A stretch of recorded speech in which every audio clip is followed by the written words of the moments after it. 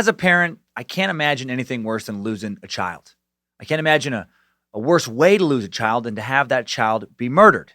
Could it get worse than that? Yes, it could.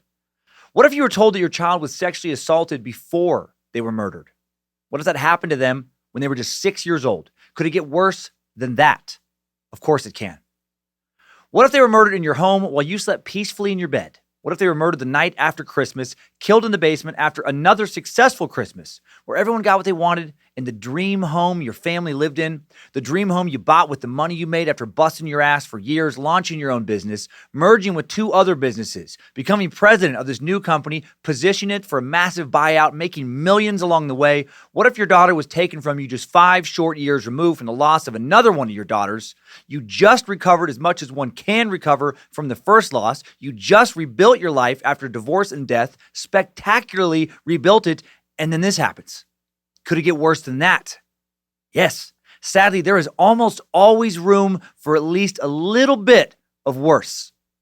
What if you were the one to find her dead body and then you became one of the prime suspects in her murder, and your wife became another, and then your 9-year-old son became the third? What if the court of public opinion decided that one of you or 2 of you or all of you had to have killed your daughter, and then that stigma followed you for the rest of your life? And then your self-made fortune faded away, the homes and the boat and more sold to pay for massive legal fees, tabloid after tabloid accusing you of murder. Everywhere you go, people looking at you in disgust. It doesn't get much worse than that. And this is exactly what may have happened to JonBenet Ramsey, father of the 6-year-old beauty pageant winner JonBenet Ramsey, who was murdered in the Ramsey, Colorado home in 1996, despite being publicly exonerated by the district attorney's office as a suspect in his daughter's death years after first being accused. JonBenet Ramsey's murder still remains unsolved, and many still think her father, John, had something to do with it. Do I think he did it? Or had something to do with it? Did his wife do it? Or his son? I don't know. I really don't. My God, this case is a confusing one. I felt dizzy doing this research. The more you unravel this case, the more complicated it gets. Right when you think you know who did it, a new piece of the puzzle comes along the way and just obliterates all of your former resolve. Curious what conclusions you'll come to today. We take a deep dive into the mysterious murder of JonBenet Ramsey, one of the most infamous unsolved murder cases in American history, on another whodunit true crime edition of Timesuck. This is Michael McDonald, and you're listening to Timesuck. You're listening to Timesuck.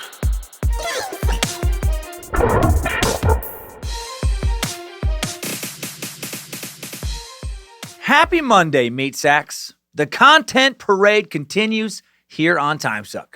158 straight weeks of deep dives that have gotten deeper each year, just over 3 years now. Yeah. Hail Nimrod, begone Lucifina, praise Bojangles, praise Michael McDonald, Triple M, Michael motherfucking McDonald, and thanks for listening. Because it has been 3 years, we just released a reprint of the very first Timesuck tee for our little anniversary, our little birthday here on the show. The original Timesuck tee that features the original logo. Many of you probably have never even seen that logo. The OG first edition tee is back now in 2 colors, navy blue and original gray. And Isabella 3001 tee made out of 100% cotton. And for old time's sake, it's also made out of 100% real baby skin. Just like the first time. I forgot we started that dark with our fabric choice. Yikes. Oh my heck. My Lanta. Woo. So check out the Timesuck Shopify store. It's easy to find. Good old Google. You just link to it from the episode description as well. Thank you for all the recent ratings and reviews. Over 9,000 ratings, over 2,300 reviews on iTunes alone. Appreciate it so much. Appreciate the thousands of you who gave my new horror podcast that I do with my wife, Lindsay, Queen of the Suck, scared to death a listen this past week after a small tech dilemma. It's on all the usual podcast players now. And charting on iTunes, big time. So, oh man, couldn't be happier about that. You can watch me try and scare my wife, Lindsay, with 2 tales of allegedly true paranormal horror on YouTube. I suggest giving it a look this time around.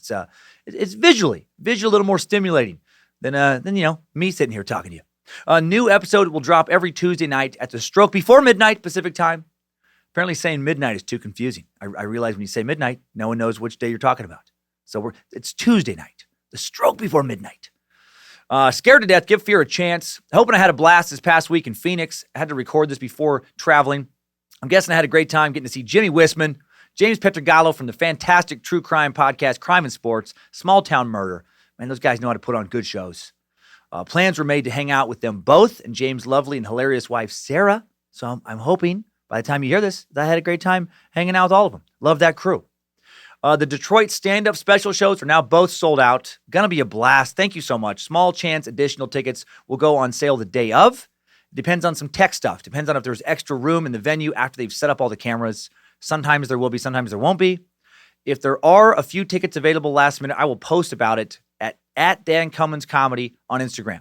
At Dan Cummins Comedy Instagram. So follow Nimrod Wills it if you want a chance to go to that show. Tickets are available for this weekend shows in Indianapolis at Helium Comedy Club, in Tampa at Side Splitters, October 10th to the 13th. Also to my 10,000 Laughs Comedy Festival show in Minneapolis, October 19th.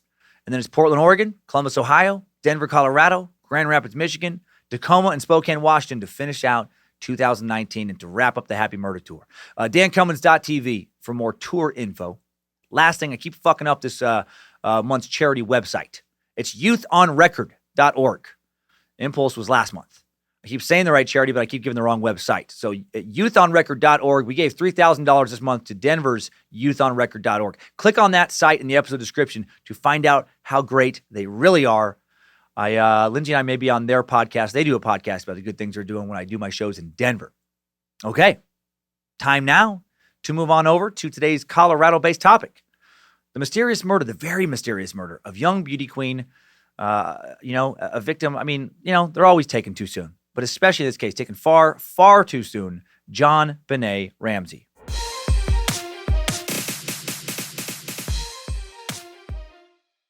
The story begins a day after Christmas, 1996, almost 23 years ago. The Ramsey family had just hosted a lavish, successful Christmas party on Christmas Day. The Ramseys were John and Patricia Ramsey, known as Patsy, 9-year-old son Burke Ramsey, and their 6-year-old daughter, JonBenet Ramsey. John also had 2 living children from his first marriage, 20-year-old John Andrew and 24-year-old Melinda, who were spending Christmas in 1996 with their mother, Cindy, John's first wife in Marietta, Georgia, down in Georgie. Oh, Georgie land, getting my ticket to Georgie.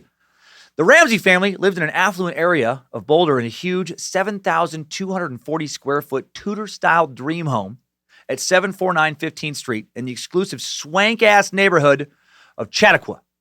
Good name for an expensive neighborhood. It might be Chautauqua. Chautauqua? I said it. That's a way better name for a nice neighborhood than like Toilet Nuggets or Missing Fingernails. Ugh, that's a rough one. Sure, I can swing by. Where do you live again? Missing Fingernails? You know what? I can't swing by. I thought you bought a place in Chautauqua. People named Flint and Chad live in a place called Chautauqua. People named Shredder and Gumbo live in Missing Fingernails. The Ramsey home cost John $500,000, which home-wise is like $1 million or $2 million today. Maybe more than $2 million. Over the next 2 years, Patsy remodeled, decorated to the tune of an additional $700,000. They were doing all right in the money department. The average price of a home in this neighborhood today, according to real estate apps like Trulia and Realtor.com, is somewhere between $2 and $3 million. The former 7-bedroom, 8-bath Ramsey home is valued at just over $3 million right now. Built in the 1920s, exquisitely landscaped, large private backyard, has 3 fireplaces, a master suite that takes up the entire top floor of the 2-story home that also features a large basement level. The house was so nice, the Ramsey family had it listed on the Boulder Christmas tour, as well as on a regular home tour in Boulder. When people visited, and between 1,500 to 2,000 guests would visit each year, Patsy would take him, would meet him at the door with JonBenet and Burke at her side, each of them wearing perfect little matching sweaters, that they had to wear to make Mama happy. In 1996, John had just turned 53. He'd just gotten a 6-figure work bonus days earlier. He was married to a 40-year-old former beauty queen. He was crushing life.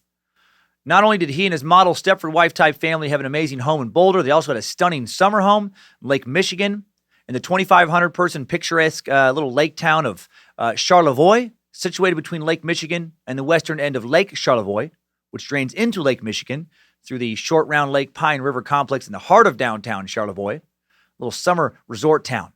It's been that way since the 1880s. Their waterfront home was 1,731 square feet, 4-bedroom, 4.5 baths, valued at over $330,000 at the time, valued at around $1 million now. The The Ramseys also maintained a third residence in Atlanta, Georgia, where they'd lived before moving to Boulder. They drove luxury cars, had a boat. John had 2 separate private planes.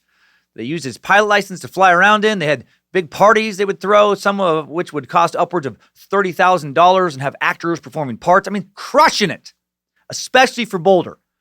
Boulder, Colorado still didn't even have 100,000 people in it in 1996. It only has around 110,000 now. The metro area has around 300,000. It's mostly known as the home of Colorado's biggest university, the University of Colorado, the Buffaloes. And the Ramseys were kind of a big deal in Boulder. You know, you're going to have less members of the upper crust in a place like Boulder than you're going to have in some place like San Francisco or Manhattan. They were rich, attractive, had 2 well-behaved, beautiful kids. Burke was shy and quiet. Little JonBenet was the exact opposite. By the age of 6, she'd already won America's Royale Miss, Little Miss Charlevoix, Little Miss Colorado, Colorado State All-Star Kids Cover Girl, the crown of National Tiny Miss Beauty, and more. You watch videos, she seemed to love singing and dancing in public. Her tiny body exuded charisma. She was a little star. Her dad was one of the city's rising business stars. Her mom was one of the town's premier socialites. And her brother, well, yeah, he was there too. He was 9 and cute, and he smiled nice for all the family photos. If you were alive anywhere near the time of JonBenet's short life, you'll probably remember, some of JonBenet's beauty pageant pictures on the covers of almost every grocery store tabloid there was, week after week, month after month, year after year following her death. I still see her face at the grocery store. She was on the cover of something just a few weeks ago, some tabloid, and it's been over 20 years since her death. Her death fascinated America at a level comparable to Nicole Simpson or Kaylee Anthony. Actually, more. Nicole's probable killer, O.J. Simpson, Kaylee's probable killer, Casey Anthony, we've done sucks on both of them. They got more media attention than JonBenet murder suspects, John, Patricia, Burke Ramsey, and others. But as a homicide victim, I can't think of literally anyone who has gotten the same level of media exposure as JonBenet Ramsey. Not even Natalie Holloway, who'd infamously disappear almost a decade later in Aruba. Why did her case receive so much coverage? Well, partially because she was a little beauty pageant winner. Let's be honest. America covets its beautiful creatures more than those deemed not as attractive. Beautiful people make the covers of more magazines and tabloids than the ugly people, alive or dead, and they always will. Also, I think, in my lifetime at least, also because her family was wealthy, Americans are endlessly fascinated by opulence. Those who live the lives so many of us will only dream about. No one would give 2 fucks about the Kardashians if they were poor and ugly. I mean, wealth is a big part of the American dream, is it not? When you hear examples of people making it, it's never tales about them living modestly, barely paying their bills, but being great parents, being heavily involved in their community, doing hands-on charity work. No, it's tales of people coming from nothing, ending up rich as fuck, and maybe doing some good with that money. Money. We love money. Here in America, I love money. I love the freedom it can give you. I get it. And also part of the fascination surrounding the murder of JonBenet has to do with children's beauty pageants. How could it not?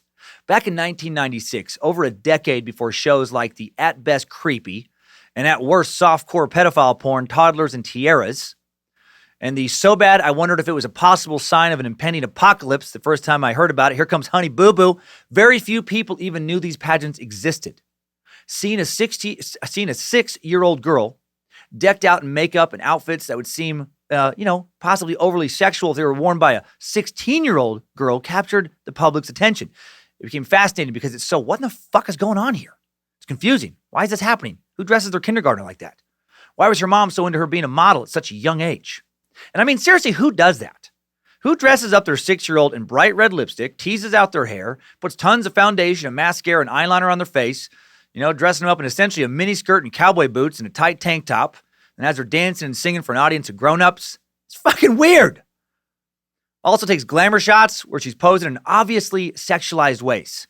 Like if a photographer asked my 11-year-old daughter to pose in similar ways as I've seen after doing the research, JonBenet pose in glamour shots, I would have a little, what the fuck are you doing, bud? Conversation with that guy. Tell him he needs to leave right now unless he wants his camera and possibly parts of his perverted body broken. Oh my heck! Gets me fired up. But did her parents have anything to do with her murder? Maybe, maybe not. We'll look hard in both directions. Basic stats on child murder lean towards the likelihood that JonBenet was killed by someone within her own family, but the brutality of the crime points towards someone outside the home. It's a crazy case. And it only gets crazier the more you look at it. It spawned dozens of books, documentaries, theories that range from a simple cover-up by rich parents to satanic child porn rings, of course. to JonBenet being alive today and performing as pop star Katy Perry. Seriously, that's a conspiracy. That's not just some of my tomfoolery. And yes, we will for sure have an Idiot to the Internet segment today. Before we dive into a timeline exploration of this case, let's take a quick look at some context, starting with kitty pageant culture, then a quick little bio for each member of the Boulder Ramsey household. Child pageantry in America consists of about 250,000 children who compete in around 5,000 pageants nationwide each year. That makes almost 14 pageants for kids a day. Oh my heck, what the fudge? Stinking golly dagnabbit. I hope that disturbs you as much as it does me, because so many of us straight dudes are biologically hardwired to want to see women naked more than we want to see food on our table or the sun keep coming up. We already have more than enough sexualization in society. Right, here's some porn stats I found. Porn sites attract more visitors each month than Amazon and Netflix combined. 30% of all internet content is porn.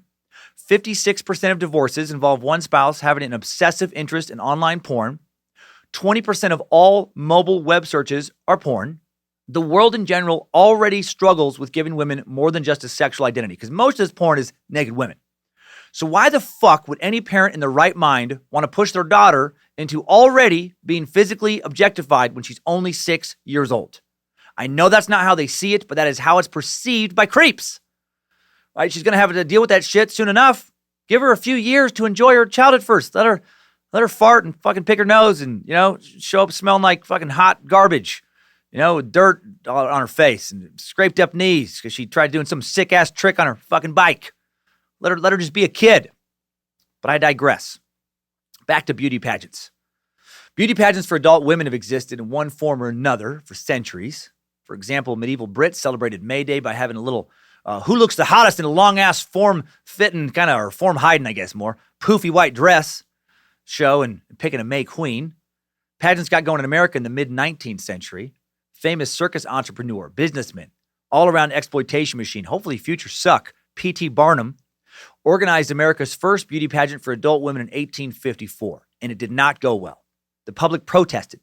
Parading women out in front of men, and judging them on their looks was immoral, indecent. It caused quite the kerfluffle. Instead of giving up on the whole idea of judging human beings and meat sacks solely on their physical attractiveness, Barnum thought, well, if they won't let me exploit grown-ass women, what if I could exploit some babies? In the very next year, in 1855, a national contest Barnum orchestrated called the National Baby Show attracted 143 child contestants and 61,000 viewers. And then baby parades soon became all the rage around the country in the coming decades. And there are still baby pageants today. Quick Google search took me to sunburstbeauty.com. JonBenet did some sunburst beauty pageants, and they have competitions for girls from the age of just popped out of my mom's baby hole to the age of 27. And that's it. That's it. Nothing for those 28 and up. I guess 28 is ancient in the pageant world. Just boo!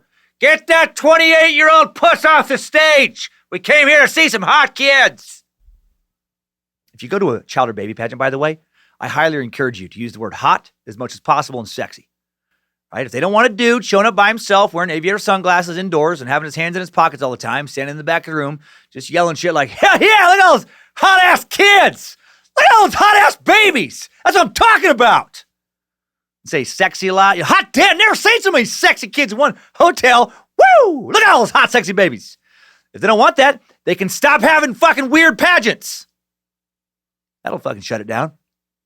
Annette Dory, an expert on baby contests, explained that at many of these baby pageants, babies have been historically, the early ones, stripped naked and judged by physicians according to a meticulous point system like they used in cattle judging. That's what the 19th century baby pageants were. That's cool. It's not fucked up at all. Hey, lady, come grab your D-grade baby. Get the hell out of here. Or you scare somebody. It's a beauty pageant, not an audition for a Halloween house of horrors. Why don't you take your little sack of fugly, sneak out the back. Why don't you scare our hot, sexy babies? This type of baby contest went on hiatus in the 1950s, as did baby parades. Why? Because people finally decided it's pretty fucked up to start grading meat sacks on their physical appearance when they're still in diapers. JK, they didn't care about that at all. Kids started getting polio. And events where large groups of random children would needlessly congregate in public started to seem like a dumb idea. Polio and other various, communicable diseases, pre-vaccine days. Luckily, the polio vaccine became widely available in the late 50s. And wouldn't you know it, by 1961, the youth of America were healthy enough to once again participate in pageants. In 1961, America's first official child beauty pageant got going. Yeah, march those hot kids out on the stage. Palisades Amusement Park in Palisades, New Jersey, started holding a weekly contest throughout the summer from 1961 to 1971 called Little Miss America. The contest name was meant to evoke the adult Miss America pageant, which had been running since 1921, but actually was not affiliated with it. And Little Miss America was a big hit. It drew roughly 6,000 competitors each week, and I'm guessing at least twice that many pedophiles. The massive success of the Little Miss America pageants did not go unnoticed by other people who like to make money and or work with hot kids. So creepy. Regional child beauty pageants began to spring up, unlike Little Miss America, which was free to enter and had no dress requirements or talent competition. These new competitions mimicked adult pageants more, offering contestants the chance to compete in categories like talent and party wear. These pageants developed into various children pageants that we know and hate today. The worst one I found, did you know that there is now an annual pageant in Las Vegas for 8 to 13-year-old girls called LMH Hoedown? Yep, the Little Miss Hustler Hoedown. One of the categories, pole fitness, because of all the pole fitness classes. 9-year-olds in G-strings doing stripper moves in front of middle-aged dudes, judges, an audience of primarily men who are allowed to take as many pictures as they want as long as the flash turned off. That's fine. Just, no flash. That's the only rule. Kids' crotch shots? That's fine. Just no flash. There's also a tease competition where the kids dance on a catwalk and take off their clothes. They go all the way down to their underwear, and because they're kids, it's not illegal for them to go topless. So they can even take off their tops, and they do, and they end up bare-chested in front of these fucking dudes. It's gross, and if you don't believe that it's real, go ahead and check it out for yourself. Go to their website. It's www.getthefuckoutaofhere. No, not yet. None of that stuff is happening yet. Hopefully it never will. I hope you're outraged for a moment there. If you heard all of that and you didn't think it was a big deal, I want you to focus less on podcasts. And I want you to focus a lot more on therapy. If you heard all that and you're like, where can I get my ticket? I want you to get some help. I want you to get some real help. And are pageants as bad as all that? No, I guess. I mean, I'm sure a lot of the people running them have a completely different look at it, but I do look at it like you're just like advertising your kid for fucking pedophiles when you're dressing them up in clothes that I don't know how some of these people rationalize them not being sexually provocative. I mean, it really, and I'm not a prude, but I swear to God, a lot of these outfits, if Monroe was wearing them at 16, I'd be like, whoa, where are you going? I thought you were going to school, not a nightclub. Oh, okay, now that we're on with a little bit of knowledge about the kitty pageant world, let's take a look at the Ramseys. To understand the murder of JonBenet Ramsey, we first have to understand the fam. Let's start with JonBenet. JonBenet Patricia Ramsey was born on August 6, 1990 in Atlanta, Georgia. She would be just barely 29 years old today if she was still alive. So crazy. She would die so young that if she died today, she'd still be young. And she died over 20 years ago. She was the daughter of a beauty queen, the niece of another beauty queen. She's the daughter of Patsy and John. JonBenet was named after a feminized version of her father's first and middle names, JonBenet. Also given her mother's name as a middle name, JonBenet Patricia Ramsey. Man, these people, a little vain, I feel like. That's always weird. I never understood that. The need to put your name in the names of your kids. I must make another me. I'm the son of a Dan. Neither one of my kids have names that have, anything to do with my first name or middle name, which is Brent. Neither one of my kids are named after anyone in my family, but I guess I do have my last name, which, if I'm going to be honest, I like. But if it was culturally normal to give kids different last names, I wouldn't care. To me, researching this, it felt like Patricia wanted to clone herself, right? Her daughter has her name as her middle name, and since she did pageants, she makes her daughter do pageants. She seems hyper focused on her daughter. Daughter seemed like more like a doll to her than a human being. Clearly you're getting pushed hard in that direction when you're doing this stuff at the age of 4, I think even younger, 3, 4, 5. I mean, she was a pageant girl raised by a pageant mom, and her life revolved around rehearsals, costumes, getting made up to look pretty and competing, not, doing typical kid stuff. It's like she was more of like a show dog or show pony than a human being. JonBenet was the youngest of 2 children, at least on her mother's side. Her brother Burke was 9 at the time of her murder, was 3 years older. By age 6, JonBenet had already won multiple national pageant titles, thanks to her bouncy blonde hair, naturally poised smile, glittery costumes. Check out the resume of a girl who only lived for less than 6.5 years on this planet. This is a partial list. Colorado State All-Star Kids Pageant, April 94. Little Miss Charlevoix, July 94. Miss Colorado Sunburst, there's that Sunburst one, October 95. America's Royale Tiny Miss Division title, July 96.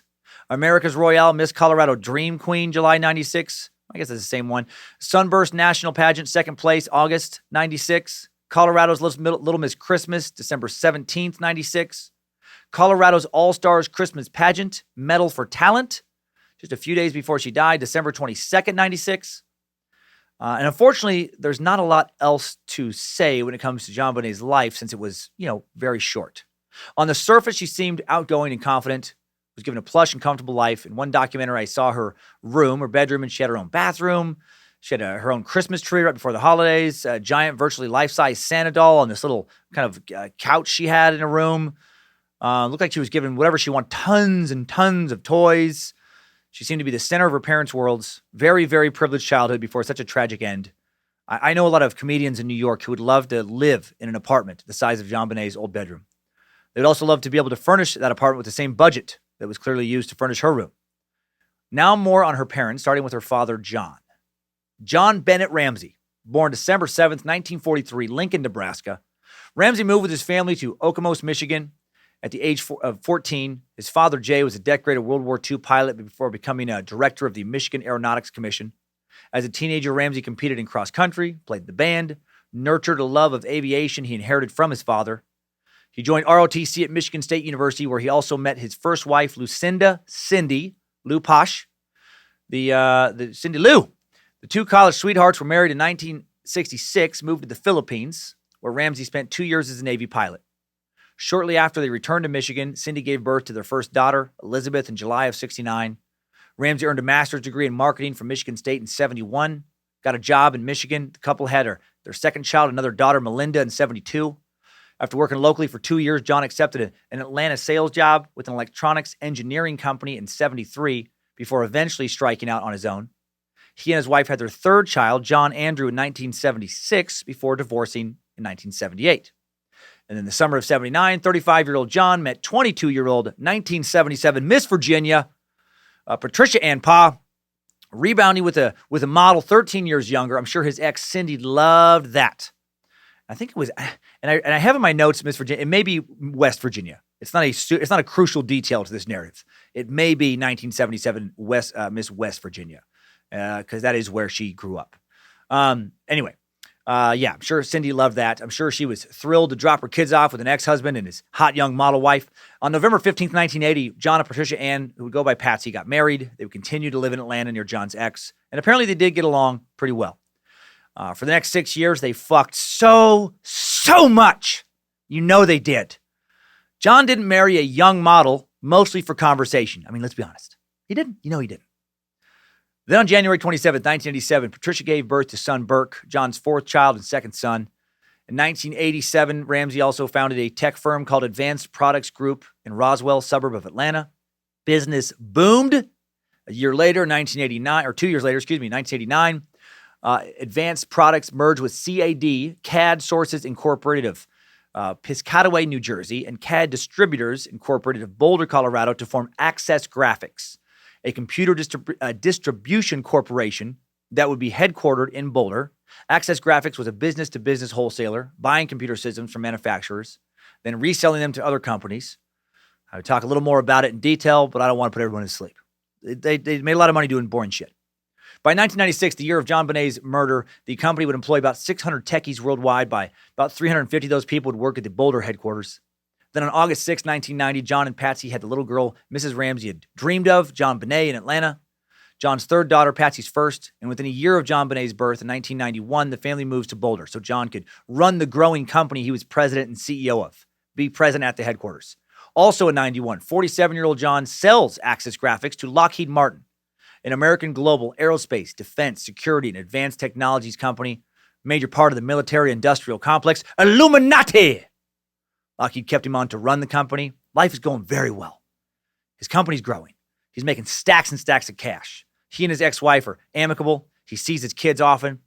Then in January of 92, tragedy strikes. John's oldest daughter, Elizabeth, dies suddenly in a tragic car accident in Chicago at the age of 22, less than 18 months after the birth of JonBenet. For the next 4 years, following Elizabeth's death, life would spare John any additional hardships. John returned to work quickly following his daughter's death, continued to grow his company. John's first two kids remained healthy.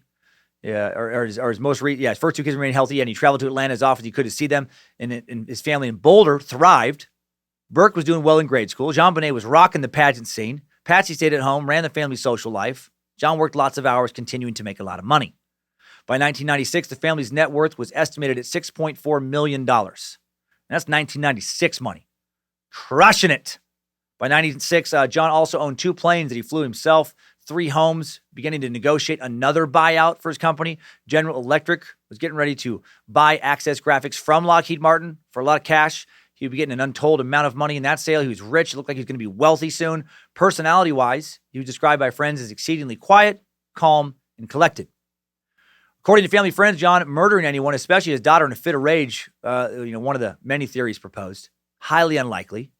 He only ever seemed to lose his temper about money. And check this out. This is so sad to me. The Daily Camera, Boulder's newspaper, published an article about John's business success just 5 days before JonBenet's murder on December 21st, 1996. The headline read, "Access celebrates $1 billion mark." There's a picture of John sitting at his desk, looking so happy, so proud, and in less than a week, his life would completely unravel. Photos like that always weird me out, right? Where obviously with time elapsing, that something really bad happened not long after that photo. But in that photo, the person being photographed has no fucking idea, right? In this particular photo, life was going so well. And then we know, man, just days later, everything went to shit. Man, you could easily drive yourself insane thinking about things like that, How I think those photos creep me out that, because I think about that for me. That's what we all do. We personalize this stuff, and I'm like, well, shit, things are going well now. Today's a great day for me. What's going to happen tomorrow? What's going to happen the day after that? I think it's good to remind yourself, if you spiral on that, is that things also can go a lot better. And most of the time, the overwhelming majority of the time, things don't fall apart tomorrow. Okay, anyway, here's a little excerpt from that article. When Boulder-based computer distributor Access Graphics Incorporated passed the $1 billion mark in 1996 revenues, it tossed a luncheon party at the Hotel Boulderado on Friday. A Dixieland jazz band made the rounds at Access Boulder offices Friday morning to announce the celebration, later played at the Boulderado. John Ramsey, president of Access Graphics, thanked about 300 employees at the gathering, told them it couldn't have happened without them. The $1 billion in sales is about a 25% increase over the $800 million the company posted last year, and Ramsey foresees continued growth. Again, man, future was looking bright. Sky was looking blue. Oof. 5 days before his daughter gets killed. On or around the 21st, Lockheed Martin also gave John a Christmas bonus of $118,000. Papa Ramsey, rich, even-tempered, super successful computer guy in charge of a growing corporation, a business star in Boulder, making somewhere between, oh my heck, that's a lot of gosh darn money, and what the fudge? What could you even buy with all that for flip's sake? And he had a hot wife 13 years younger than him. Not bad. Now let's meet his second wife, Patricia Ann Ramsey, called Patsy by her friends and family, born December 29th, 1956, in the tiny 450-person town of Gilbert, West Virginia. Gilbert is just 14 miles from the Hatfield Cemetery of the Hatfield-McCoy feud fame. Hog folk, dog folk, yeah! Gilbert is just a few miles from where the Hatfields used to fight the McCoys on the West Virginia-Kentucky border. Right, Patsy would be the oldest of 3 girls born to Donald and Nedra Pa. Whew, Nedra. Yikes. It's a rough name. Not a sexy name. Sorry to the Nedras listening. No word about Mama Nedra competing in any pageants. Probably wasn't allowed to sign up with that name. Hi, I'm Nedra. I'm here to sign up for the beauty pageant. No, you're not. No, we just closed. We just closed right now, just right now when you walked up, when we heard that your name was Lady Ned. We have a no Lady Ned rule here at the pageants. According to a Washington Post article, as a young girl, Mrs. Ramsey developed a reputation as being a straight arrow leader who studied hard, enjoyed performing. She liked to do drama, frequently thought of others first. In high school, Mrs. Ramsey discovered her love of beauty pageants. Becoming first runner-up in the Miss Teenage West Virginia. And here we go. Here comes the crazy. She began competing for the ultimate crown of Miss America a few years later at West Virginia University, where she belonged to the Alpha Zeta Delta sorority. She stopped thinking of others first and stopped talking to ugly people altogether. I don't know if that to be true, actually. She was runner-up in 2 preliminary competitions before winning the Miss West Virginia title. Okay, so it was West Virginia. There we go. As a sophomore in 1977, at the national pageant, she took home a talent award and a $2,000 scholarship. Her younger sister, Pamela, was also crowned Miss West Virginia in 1980. Oh, the Paws dominating that. Nedra's daughters. Look at fucking little Lady Ned's offspring crushing those beauty pageants. That was the first time a set of sisters had won the state title. Before that, in 1979, she graduated with a degree in journalism, marketing, moved to Atlanta, where mutual friends quickly introduced her to John Ramsey, and then she would marry him the next year. Things moved fast. Patsy was a Southern belle and a socialite. She made sure that both of John's daughters from his first marriage were given lavish birthday parties. She did seem like a good stepmom, coming from Gilbert, which is pretty damn podunk. She must have loved being a young, rich socialite living in hot Atlanta. She became involved in numerous charities, like a ladies' charity called Society, TEA. She was also a dedicated volunteer at the Women's Junior League. Patricia was also way into her daughter's pageant career. She was a total pageant mom. It was her thing. She loved dressing JonBenet up, doing her hair, putting her in pageant clothes, hiring coaches, talking to other pageant moms, which again makes me feel like she thought of JonBenet more of a toy doll than a daughter. She was like a living, breathing Barbie. I'm sure she loved her, but still weird to me. Neighbor Wood later recalled at one time JonBenet came downstairs as Patsy was having a conversation with another neighbor. The neighbor was shocked because JonBenet suddenly had bleached blonde hair. When the last time the neighbor had seen her, her hair was clearly light brown. When this neighbor asked Patsy about it, she said it was just from the sun in Michigan. Nope. Patsy was dyeing her daughter's hair from the time JonBenet was 5 years old. Getting that hair dyed blonde because you got to be prettier. Who's going to love you if you're not pretty? In 1993, Patsy was diagnosed with ovarian cancer, but was in remission by 1995. Even rich, pretty people can get sick. Sad reminder that you can't get to a place in life where you're just insulated from anything bad happening to you. That's kind of this story, too. Maybe that's another reason this story fascinated and continues to fascinate the general public. It's a reminder that no matter how much ass you're kicking in life can still motherfuck you. Happy thought! My heck, apologies for the language, and that was quite dark. Now let's talk about Patsy's first child, JonBenet's older brother, Burke. Burke Hamilton Ramsey. That's a regal name. Burke Hamilton Ramsey. Born on January 27th, 1987 in Atlanta, Georgia. I feel like some trumpets went off when he was born. I present you Burke Hamilton Ramsey. We don't know a ton about him, other than he wasn't cute enough to compete in little boy pageants, so mom probably loved him less. I mean, that's how it works, right? Right? I don't know. Actually, some do think that he was the least favorite, and jealousy may have fueled an accidental murder. After a childhood of wealth, Burke Ramsey had his life thrown into chaos for years after his sister's murder, partly because at 9, he was a murder suspect. The subsequent extensive publicity of his sister's murder was reportedly a chaotic nightmare for Burke. Of course it was. I watched an interview with his dad, John, conducted years after JonBenet's murder, where he said that immediately after the murder, they pulled Burke from school for a while, made sure to limit his exposure to paparazzi and just, socialization in general, keep away from nosy neighbors, prying eyes, tried hard to protect him from the media circus, that quickly enveloped them when they became suspects. And then the first time they let Burke go to the grocery store after his sister's death, months later, he sees a tabloid cover with his sister's picture on it and a headline accusing him of murdering her. Fuck. He was devastated. Of course he was. Burke's relationship with his sister was less than perfect, as many sibling relationships are, to be fair. He may have had a little more anger towards his little sister than some big brothers. Family friend and photographer Judith Miller would later say that Patsy told her Burke had actually struck JonBenet in the face with a golf club a year and a half prior to her murder, hard enough for her to need stitches. She had to get a small cosmetic procedure from the plastic surgeon to avoid scarring. Mama can't have a busted up Barbie doll. Got to get that little face ready for the camera. Who's going to love you? Burke and the family said it was an accident. Maybe it was. But later, Patsy would try and change the dates attached to this story, saying that Burke was 5 or 6 years old. When he did it, he was actually 7. So that's, just an odd detail. Maybe she forgot. Maybe not a big deal. Or maybe Burke, hated his sister and was getting increasingly violent towards her. Judith Phillips, a Ramsey friend for more than 10 years, a local photographer, said this about the golf club incident many years later. I think Burke had a bad temper. It's like he had a chip on his shoulder. He had hit JonBenet. Before the murder, I would have to say it was probably a year and a half. They were playing in the yard, and apparently he hit her with the golf club right here, points to the area under her eye. She, Patsy, said the kids were playing, but Burke lost his temper and hit her with a golf club. Could he have lost his temper again and hit her with something else and killed her in 1996? And then could the family have tried to stage another crime scene or make it look like a different type of crime, stage a crime scene to make it look like an intruder did it? That is a popular theory. Also, former New York City prosecutor, retired FBI supervisory special agent and profiler Jim Clemente, and former New Scotland Yard criminal behavioral analyst Laura Richards, who examined the JonBenet case for a 2016 CBS docuseries, discovered during their investigation that apparently Burke had committed what they called some scatological infractions as a child.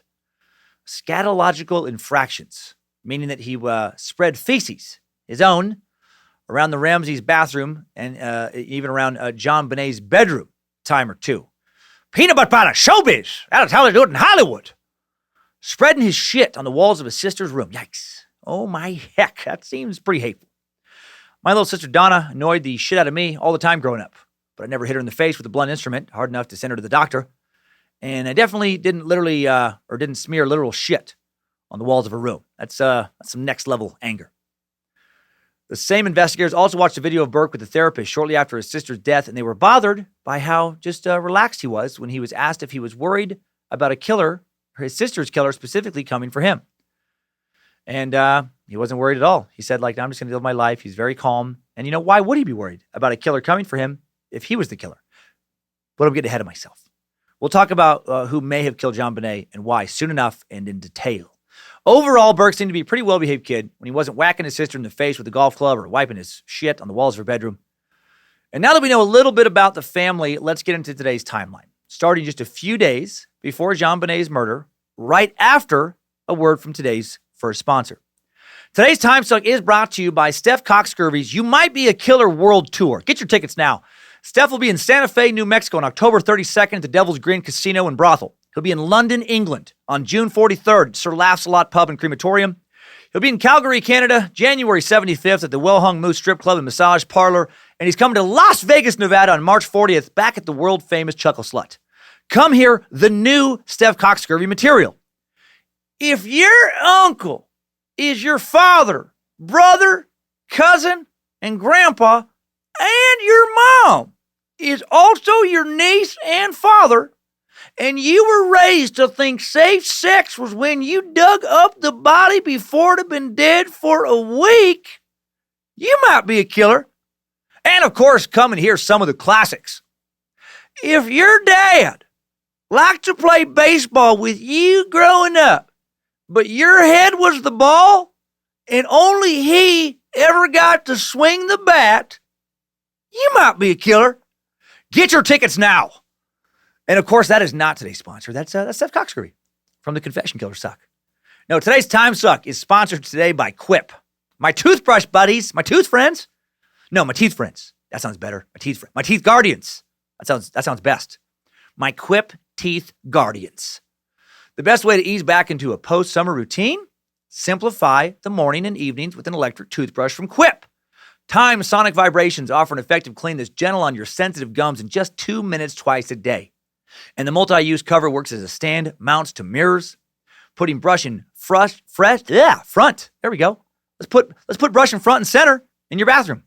Better yet, the lightweight, compact design means you can bring it along with you on those last summer weekend getaways. And brush heads automatically delivered on a dentist recommended schedule every 3 months for just $5. I just switched mine out on my Quip about a week ago, making it easy to stay committed to your oral health. I love how my Quip is no bigger than a non-battery powered toothbrush too. That's one of my favorite things. It takes up no extra space. It's a regular, toothbrush that will not do nearly as good a job. No extra space in my already crowded luggage. And it gets my chompers so much wider. Good job, Quip scientists. I imagine the Quip scientists having teeth as wide as their lab coats. I love Quip, and it's perfect for getting back into a new, clean teeth routine. It's easy. Quip starts at just $25, and if you go to getquip.com/timesuck right now, you can get your first refill pack for free. Free. That's your first refill pack free at getquip.com/timesuck. Get quipped, meat sacks. Link in the episode description. Timesuck timeline right now. Strap on those boots, soldier. We're marching down a Timesuck timeline.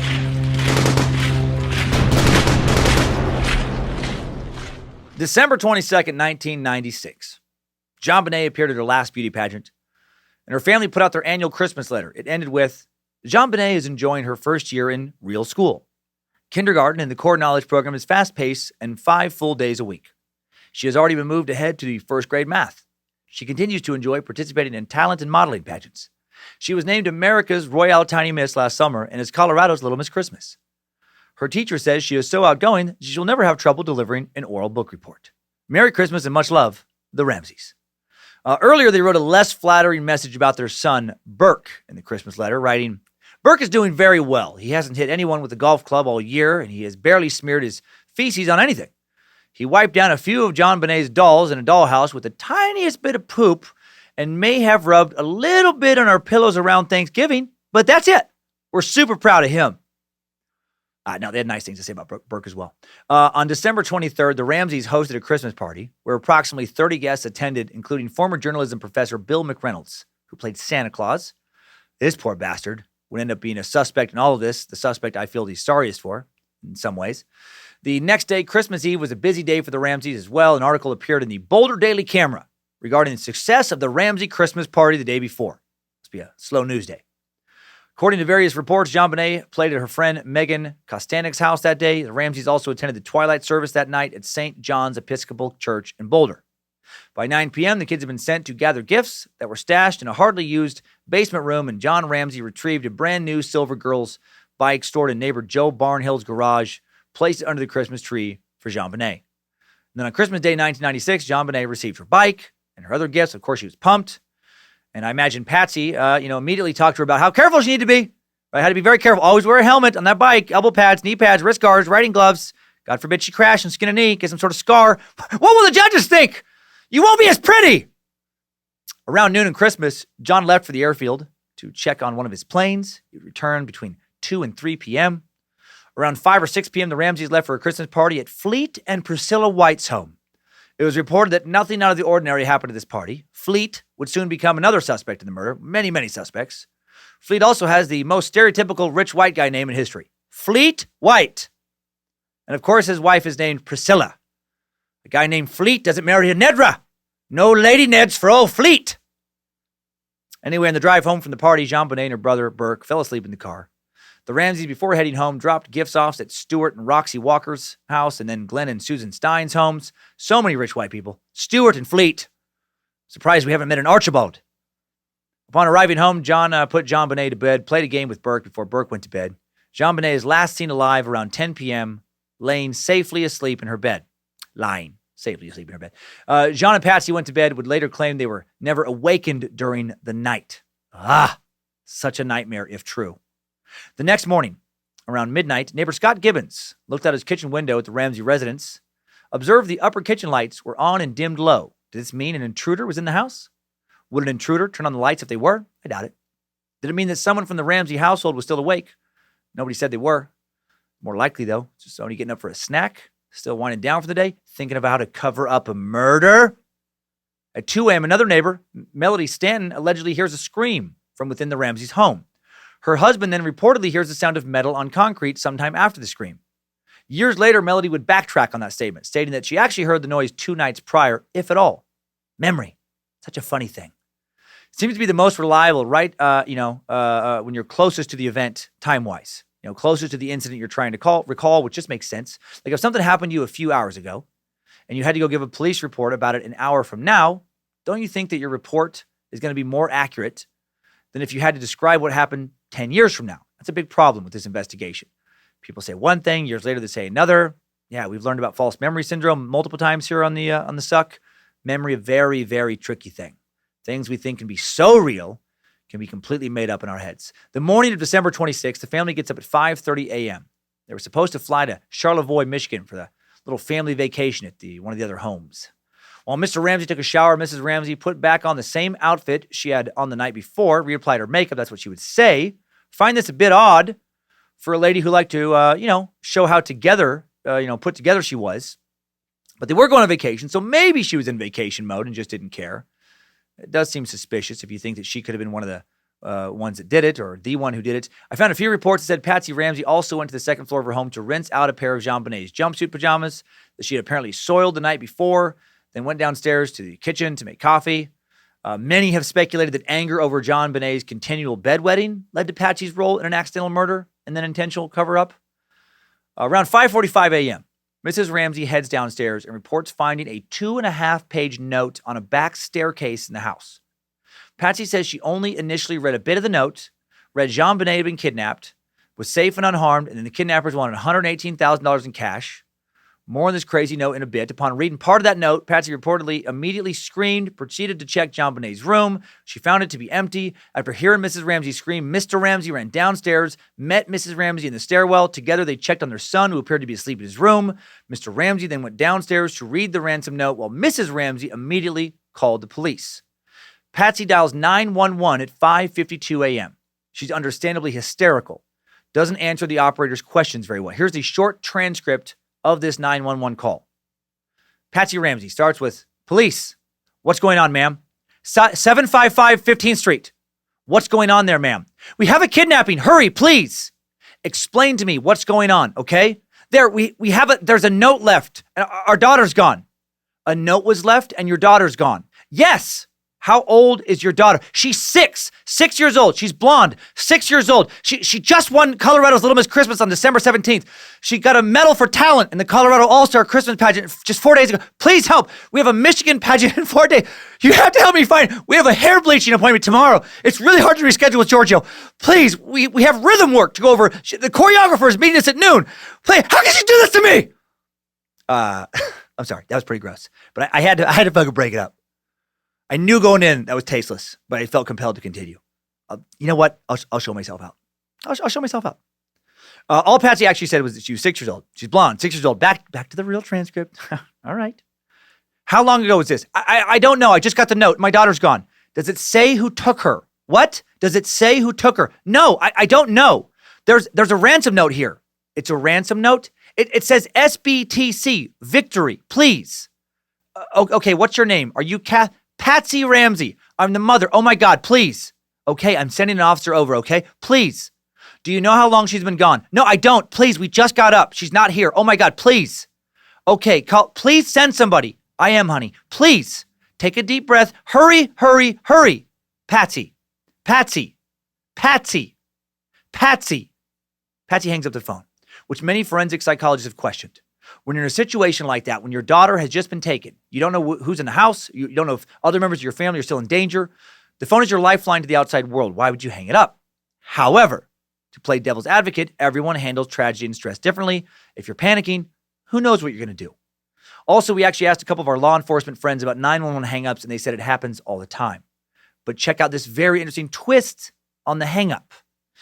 Patsy puts down the phone because she thinks she's hung up the phone, but it didn't hang up all the way. The operator can still hear vaguely what's going on. No one is quite sure what happens after this because the tape is very fuzzy, but it's been the subject of a lot of investigation by everyone from the FBI to the Secret Service. The Boulder Police Department would later send this tape to a company called the Aerospace Corporation, which then analyzed it with super sophisticated sound enhancement equipment. Aerospace never releases its findings. The JonBenet case is still open technically in Boulder, so they still won't release it, but the National Enquirer supposedly got a hold of this audio footage and leaked it in 2003. And I know, it's the National Enquirer. Just about the least reliable news outlet in the world. Not quite as bad as the Weekly World News and Tales of Batboy, but not good. However, Boulder's Daily Camera also reported on the enhanced audio right when the Enquirer leaked it and reported, quote, the general content of the transcript in the supermarket tabloid is accurate according to sources familiar with the investigation. So I think it's definitely worth sharing this. Here is the transcript of what may have been said after Patsy thought she had hung up the phone. Patsy can then be heard saying, help me, Jesus, help me, Jesus. Then in the distance, there's another voice thought to be JonBenet's brother, Burke, and this is very important. This voice says, please, what do I do?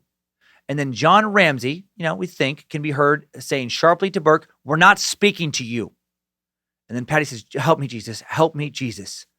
And then she may have also said, it's very tricky to properly decipher this, even for the audio experts, but she may have also said, what did you do?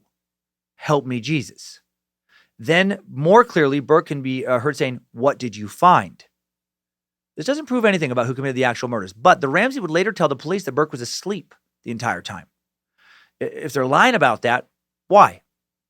Furthermore, although the operator couldn't tell what they were saying at the time without the enhanced audio, she would later report that the tone dramatically changed when Patsy thought the phone was hung up.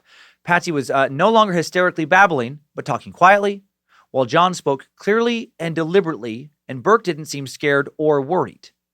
In a recent CBS documentary, The Case of JonBenet Ramsey, this operator says that it sounded rehearsed. and she wished initial lead investigators had heard her side of the story. Very interesting. Before we continue with the timeline of this case, let's look further into this ransom note. It's very odd. It may be the most important clue in this whole case. For the sake of being thorough, I'm going to read the whole thing. Mr. Ramsey, listen carefully. We are a group of individuals that represent a small foreign faction. Like, what? Small foreign faction? No part of me believes for a second that's true. 2 sentences in, and this feels more like a Nigerian email scam than it does a real ransom note. You know, just like some bullshit like, we transfer can much monies into account. Please, praise God, have no time much of. Due to illness, bank contact cannot take needed transfer. Could you help out of goodness heart and give us bank info for us to wire much funds to you? If you could wire just small amount of $1,000 US to us to authorize transfer, we feel trust to wire you $1 million, knowing you are a good person of God. All right, back to the real note. We do respect your business, but not the country that it serves. At this time, we have your daughter in our possession. She is safe and unharmed. And if you want her to see 1997, you must follow our instructions to the letter. You will withdraw $118,000 from your account. $100,000 will be in $100 bills, and the remaining $18,000 in $20 bills. Make sure that you bring an adequate size attaché to the bank. When you get home, you will put the money in a brown paper bag. I will call you between 8 and 10 a.m. tomorrow to instruct you on delivery. The delivery will be exhausting, so I advise you to be rested. If we monitor you getting the money early, we might call you early to arrange an earlier delivery of the money and hence an earlier delivery pickup of your daughter. Any deviation of my instructions will result in the immediate execution of your daughter. You will also be denied her remains for proper burial. The 2 gentlemen watching over your daughter do not particularly like you, so I advise you not to provoke them. Speaking to anyone about your situation, such as the police, FBI, etc., will result in your daughter being beheaded. If we catch you talking to a stray dog, she dies. If you alert bank authorities, she dies. If the money is in any way marked or tampered with, she dies. You will be scanned for electronic devices, and if any are found, she dies. I feel like the author should have led with any of those last reasons and skipped the first stray dog part. It's a weird tonal shift, right? To open on nonsensical and then go, very realistic. If we catch you whittling a small tugboat out of balsa wood by seashore, to carry handwritten note placed in Ziploc sandwich bag for it not to get wet, and put it out to sea for perhaps one-legged pirate to find and try and kill us with cutlass sword or antique ship cannon, she dies. Also, don't call police. Make sure bills are unmarked. Nothing bigger than a 50. Don't leave home until all financial arrangements have been made or have been, back to the real note. You can try to deceive us, but be warned that we are familiar with law enforcement countermeasures and tactics. You stand a 99% chance of killing your daughter if you try to outsmart us. Follow our instructions and you stand a 100% chance of getting her back. You and your family are under constant scrutiny as well as the authorities. Don't try to grow a brain, John. You are not the only fat cat around, so don't think that killing will be difficult. Don't underestimate us, John. Use that good Southern common sense of yours. It is up to you now, John. Victory. SBTC. Okay, many investigators would go on to claim that the single best piece of evidence that ties Mrs. Ramsey to this crime is this ransom note. Mrs. Ramsey would flatly deny having anything to do with the note's creation. Obviously, she would do that whether she was, innocent or guilty. As far as ransom notes go, this one is very long, very verbose. In fact, it's one of the longest ransom notes in the history of kidnapping cases. It could have been just 4 sentences. We have the girl, withdraw $118,000 in unmarked non-sequential bills from the bank. Do not alert authorities if the girl dies. We will contact you between 8 and 10 tomorrow to tell you how to deliver the money to us. Why would someone take that much time to write out a ransom note in the home of someone whose daughter they just killed? And whoever did it, wrote it, did write it in the Ramsey home. People believe, some think they wrote it beforehand and brought it, but that would mean that they would have had to come in a previous time and take the stationery from Patsy's notepad because the paper came from the house. That's definitive. That doesn't seem likely. The note was drafted on paper taken from the middle of a pad located within the Ramsey home, written with the pen found in the Ramsey home. The pen and the paper belonged to Patsy. Additional sheets were missing from the pad and were never located in the Ramsey home. Finally, there was another page in the pad that had Mr. and Mrs. I, comma, written on it, which may have been an early false start, like a start of a rough draft of the ransom note. Based on a CBS documentary recreation of the note, it takes 21 minutes just to copy the entire note out by hand. And you would think it would have taken longer to write it initially because you'd have to think about what you're writing. Over 20 minutes is a long time just to chill out and write a note in an active crime scene when someone could walk up and, catch you at any time. Someone coming in and taking JonBenet from her bed, and as you'll see, never leaving the property with her, killing her, possibly sexually assaulting her, then sitting down and writing this note seems highly unlikely to me. Now let's talk about handwriting analysis. During the initial murder investigation in an attempt to determine who wrote the note, the Boulder Police Department and Boulder County District Attorney's Office consulted at least 6 different handwriting experts. All of these experts consulted the original ransom note and compared it to original handwriting samples from both Mr. and Mrs. Ramsey. 4 of these experts were hired by the police, 2 were hired by the Ramseys. All 6 experts agreed that Mr. Ramsey could be eliminated as the author of the note. These same 6 consulted experts did not eliminate Mrs. Ramsey as the author of the ransom note. Their reaction was mixed. On a scale of 1 to 5, with 5 being definitive elimination as the author of the note, the experts hired by the Ramseys placed Mrs. Ramsey overall somewhere between a 4 and a 4.5. Described the chance of Mrs. Ramsey being the author of the note as very low. The analysts hired by murder investigators, however, think Mrs. Ramsey might be the author. And recently, in 2016, when a 2020 special aired 20 years after the murder, 2 additional analysts, Gideon Epstein and Sina Wong, professional handwriting experts who have worked on hundreds of investigations, think that it is highly likely that Mrs. Ramsey wrote the ransom note. Sina Wong said it's highly probable that she wrote the ransom note. If she did write the note, does that mean that she killed her daughter? No, but it means she has something to do with it. At the very least, she knew who the fuck did. And if it wasn't her, very likely her husband or son. Also, an investigator closely involved with the testing of the ransom note said out of the 74 names submitted for testing, Patsy's handwriting was the only one that set off alarm bells. A Colorado Bureau of Investigation CBI report concluded there are indications that the author of the ransom note is Patricia Ramsey, but the evidence falls short to support that definitive conclusion. Over 100 total samples of different people's handwriting were given to law enforcement investigators over the course of JonBenet's initial homicide investigation. Every single one were proven as definitively not matching the note except Patsy. Her handwriting sample was the one and only one that showed a result of inconclusive. Couple more interesting points to be made about the note before we move on. And actually, really quick before I get to these quotes, just remembering something I didn't even put in my notes. The type of pen she used was a specific type of pen. It wasn't ballpoint. That apparently makes it a little extra hard to get a definitive conclusion. So some of the handwriting analysts think that was what kind of masked it a little bit from being Patricia's, is that it was just the type of pen that made certain kind of brush marks that make it a little harder to say for sure it's this person. Okay, so more stuff about the note. First, John Ramsey was a well-known millionaire. Why would the kidnappers ask for $118,000? Why not $1 million? The amount of $118,000, as we know now, that's the amount of his recent bonus. And a strange amount to ask for. Not $100,000, not $1 million, not $250,000, not even $120,000. $118,000 feels fishy to me. Feels contrived. Also, the supposed kidnappers specifically asked Ramsey to take the money from his account. Why does that matter? Typically, kidnappers, they don't give a shit how you get the money. They don't give you instructions how to get it. They just want you to give it to them. Another weird detail, according to experts, is the way the kidnappers describe themselves. Who calls themselves a small foreign faction? Yeah, like I said, it gives it a whole fucking Nigerian email scam vibe. If this faction was real and they were small, why would they want you to know they're small? Make more sense. They want you to think that they're large, powerful, big. Try and seem more powerful, not less. The note kind of sounds like something out of a 80s action or 90s action movie, like Die Hard. John McClane trying to save everyone from a nefarious efforts of a small foreign faction hell-bent on destroying America. Yippee-ki-yay, foreign faction! Now back to the timeline. After calling the police at 5:54 a.m., Patsy calls family and friends, both the White family and John and Barbara Fernie. At around 6 a.m., the world's most Caucasian couple, Fleet and Priscilla White, arrive on the scene. I imagine both of them wearing silk ascots. They'd never seen Patsy so hysterical, flailing and collapsing in sobs. John Ramsey wasn't known for displaying emotion. Fleet, who had done a lot of sailing with him, of course he had, in rough weather, had admired his calm even in the worst storms, but he noticed John looked distraught as well.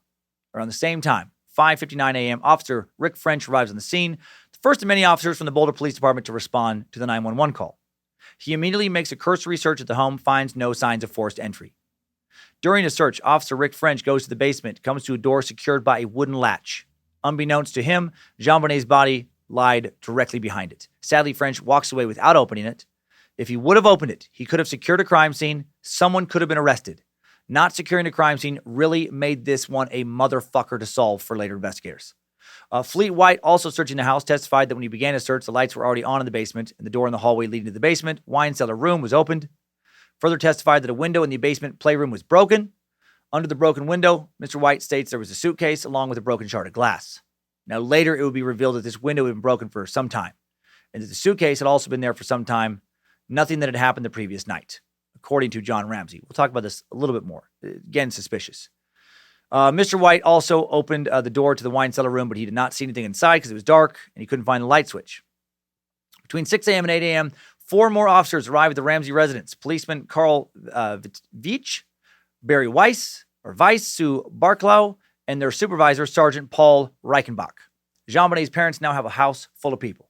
Besides an increasing number of officers and family friends, their Reverend Roll Hoverstock from St. John's Episcopalian Church arrives around 7:15 a.m., just before Burke is taken to the White's house. Mary Lou, Jedimus, Grace, Morlock, Boulder PD victim advocates arrive at around 6:45 a.m. with bagels and coffee. The house is now loaded with people fucking up what they're soon going to find out is an act, it's a fucking crime scene. It's a murder crime scene, but they don't know that yet. At 8:10 a.m., the first detectives on the case are Linda Arndt and Detective Fred Patterson, who immediately began their investigation. The police are notified of the kidnappers' plans to call between 8 and 10 a.m. As per police procedure, the Ramseys' phones are tapped and the calls are monitored. But the small foreign faction never calls, and surprisingly enough, no one, including John and Patricia and Patsy, ever mention the missing of the kidnappers' call window. Never bring it up. A few officers and investigators, in particular Detective Linda Arndt, notice how strange that is. They make a note of that. They note also that John and Patsy barely are in the same room together. To this day, Detective Arndt is convinced that someone in the family, probably John, killed JonBenet. Around 10:30 a.m. that morning, Detective Arndt notices that John Ramsey goes missing for at least an hour, leaving the house to supposedly pick up the mail. It's later determined this couldn't be true. Given the family's mail was delivered through a slot in the front door, why would he lie about that? What was he doing? Moving a body? 1 p.m., Detective Linda Arndt tells a resurfaced John Ramsey that the police will be conducting a full sweep of the house. John and Fleet agree to join in. Good old Fleet White. After John Ramsey moved his computer company from Atlanta, Georgia to Boulder in 91, the Whites and Ramseys found they had a lot in common. Fleet was also successful. He's a tycoon in the oil business. Of course he was. If you're Fleet White, you're not cleaning toilets at Burger King. You're making that oil money.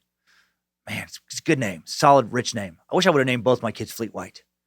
Maybe change Kyler's name to Fleet White Cummins and encourage him to wear ascots. Change Monroe's name to Fleeter White Cummins, or maybe Fleetest, the Fleetest White. She can wear mink coats, even in the summer. A lot of pearls, diamonds, long silk gloves. Father, what's for dinner? Caviar, Fleet. You know that.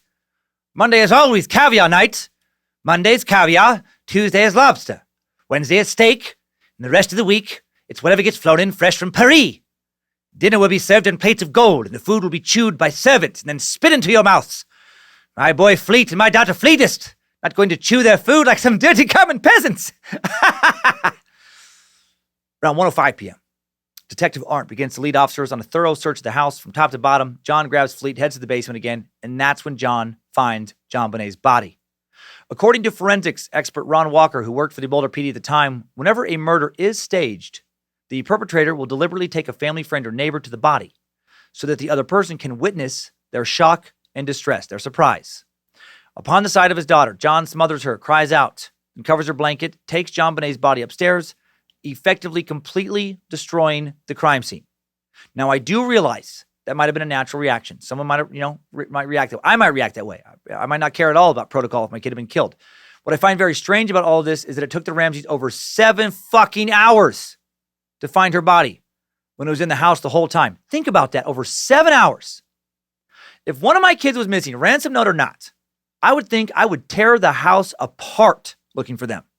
And she wasn't hidden. She was laying on the floor in a basement room. All the Fleet would have just turned on that light earlier. If that officer would have just opened the door, right there. She wasn't hidden under anything. The family wasn't out looking in the world, for her. In fact, they believed, if they believed the ransom note's author, they're supposed to be waiting at home. So if you're supposed to be at home anyway, and you think, you're supposed to be waiting by the phone, or at least, be able to grab the phone quickly when they call, why would you at the very least not look everywhere in your home? The 911, or 911 call was placed at 5:52 a.m. Again, over 7 hours, and they don't look in every room of the house. What the fuck? That really makes no sense to me at all.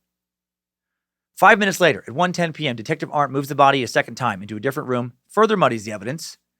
People critique this about her for a long time as well. Okay, now let's push pause in the timeline, and let's look at the crime scene a little bit. Poor little JonBenet's mouth was covered in duct tape. Nylon cord connected to a crude garrote was found around her wrists and neck, and her torso was covered by a white blanket. So sad. I mean, she had just celebrated a dream Christmas in a mansion. Now she's dead. Just gotten her first bike. Now this. Very strangely, she wasn't wearing the clothes her parents said she had on when she went to bed the night before. So apparently she had been redressed after her murder. John and Patsy told investigators that she was wearing a red turtleneck pajama top when they put her to bed. She was found in a white one. Her red turtleneck was in the bathroom sink. Found, according to John, fully clothed, covered by one of her blankets.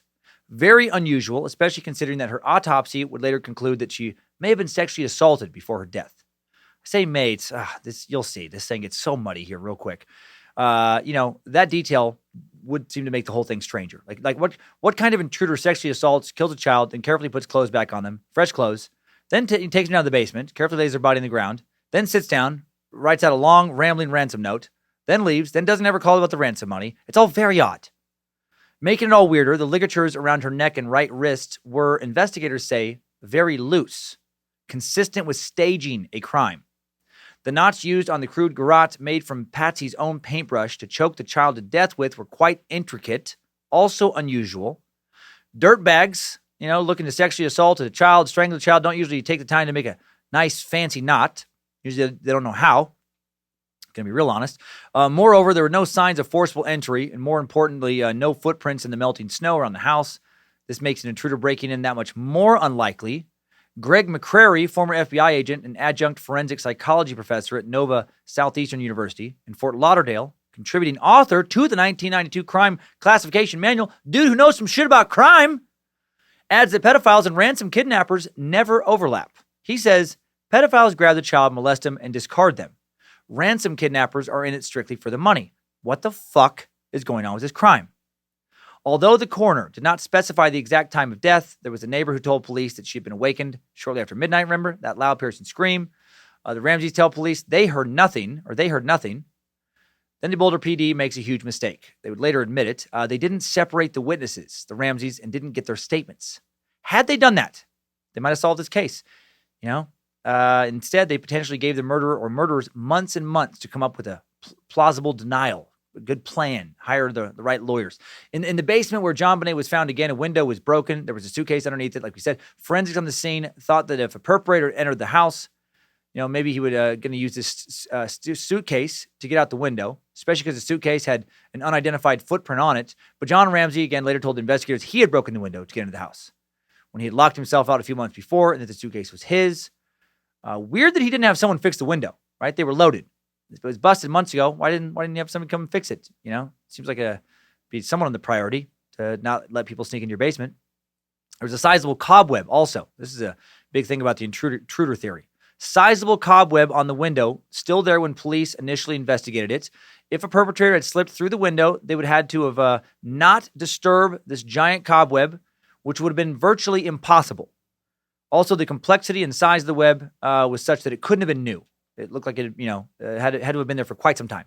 Between 1:20 and 1:30 p.m., still on December 26, Boulder policeman Ron Walker, police officers Ron Walker and Larry Mason arrive and search the basement and wine cellar for further clues. They finally secure the home, preventing further arrivals and contamination, but the damage had already been done. 1:40 p.m., John Ramsey calls his pilot, allegedly is heard asking him to prepare a plane to Atlanta. Then law enforcement instructs the family not to leave town. 5 minutes later, heeding the officer's warning, the Ramseys leave their house with plans to stay the night at Fernie's home. At 2:30 p.m. that day, police conduct an interview with JonBenet's brother Burke, which reveals the 9-year-old had allegedly slept through the events of the previous night. But what about that enhanced audio from the 911 call? At some point after this, his father is advised to procure an attorney.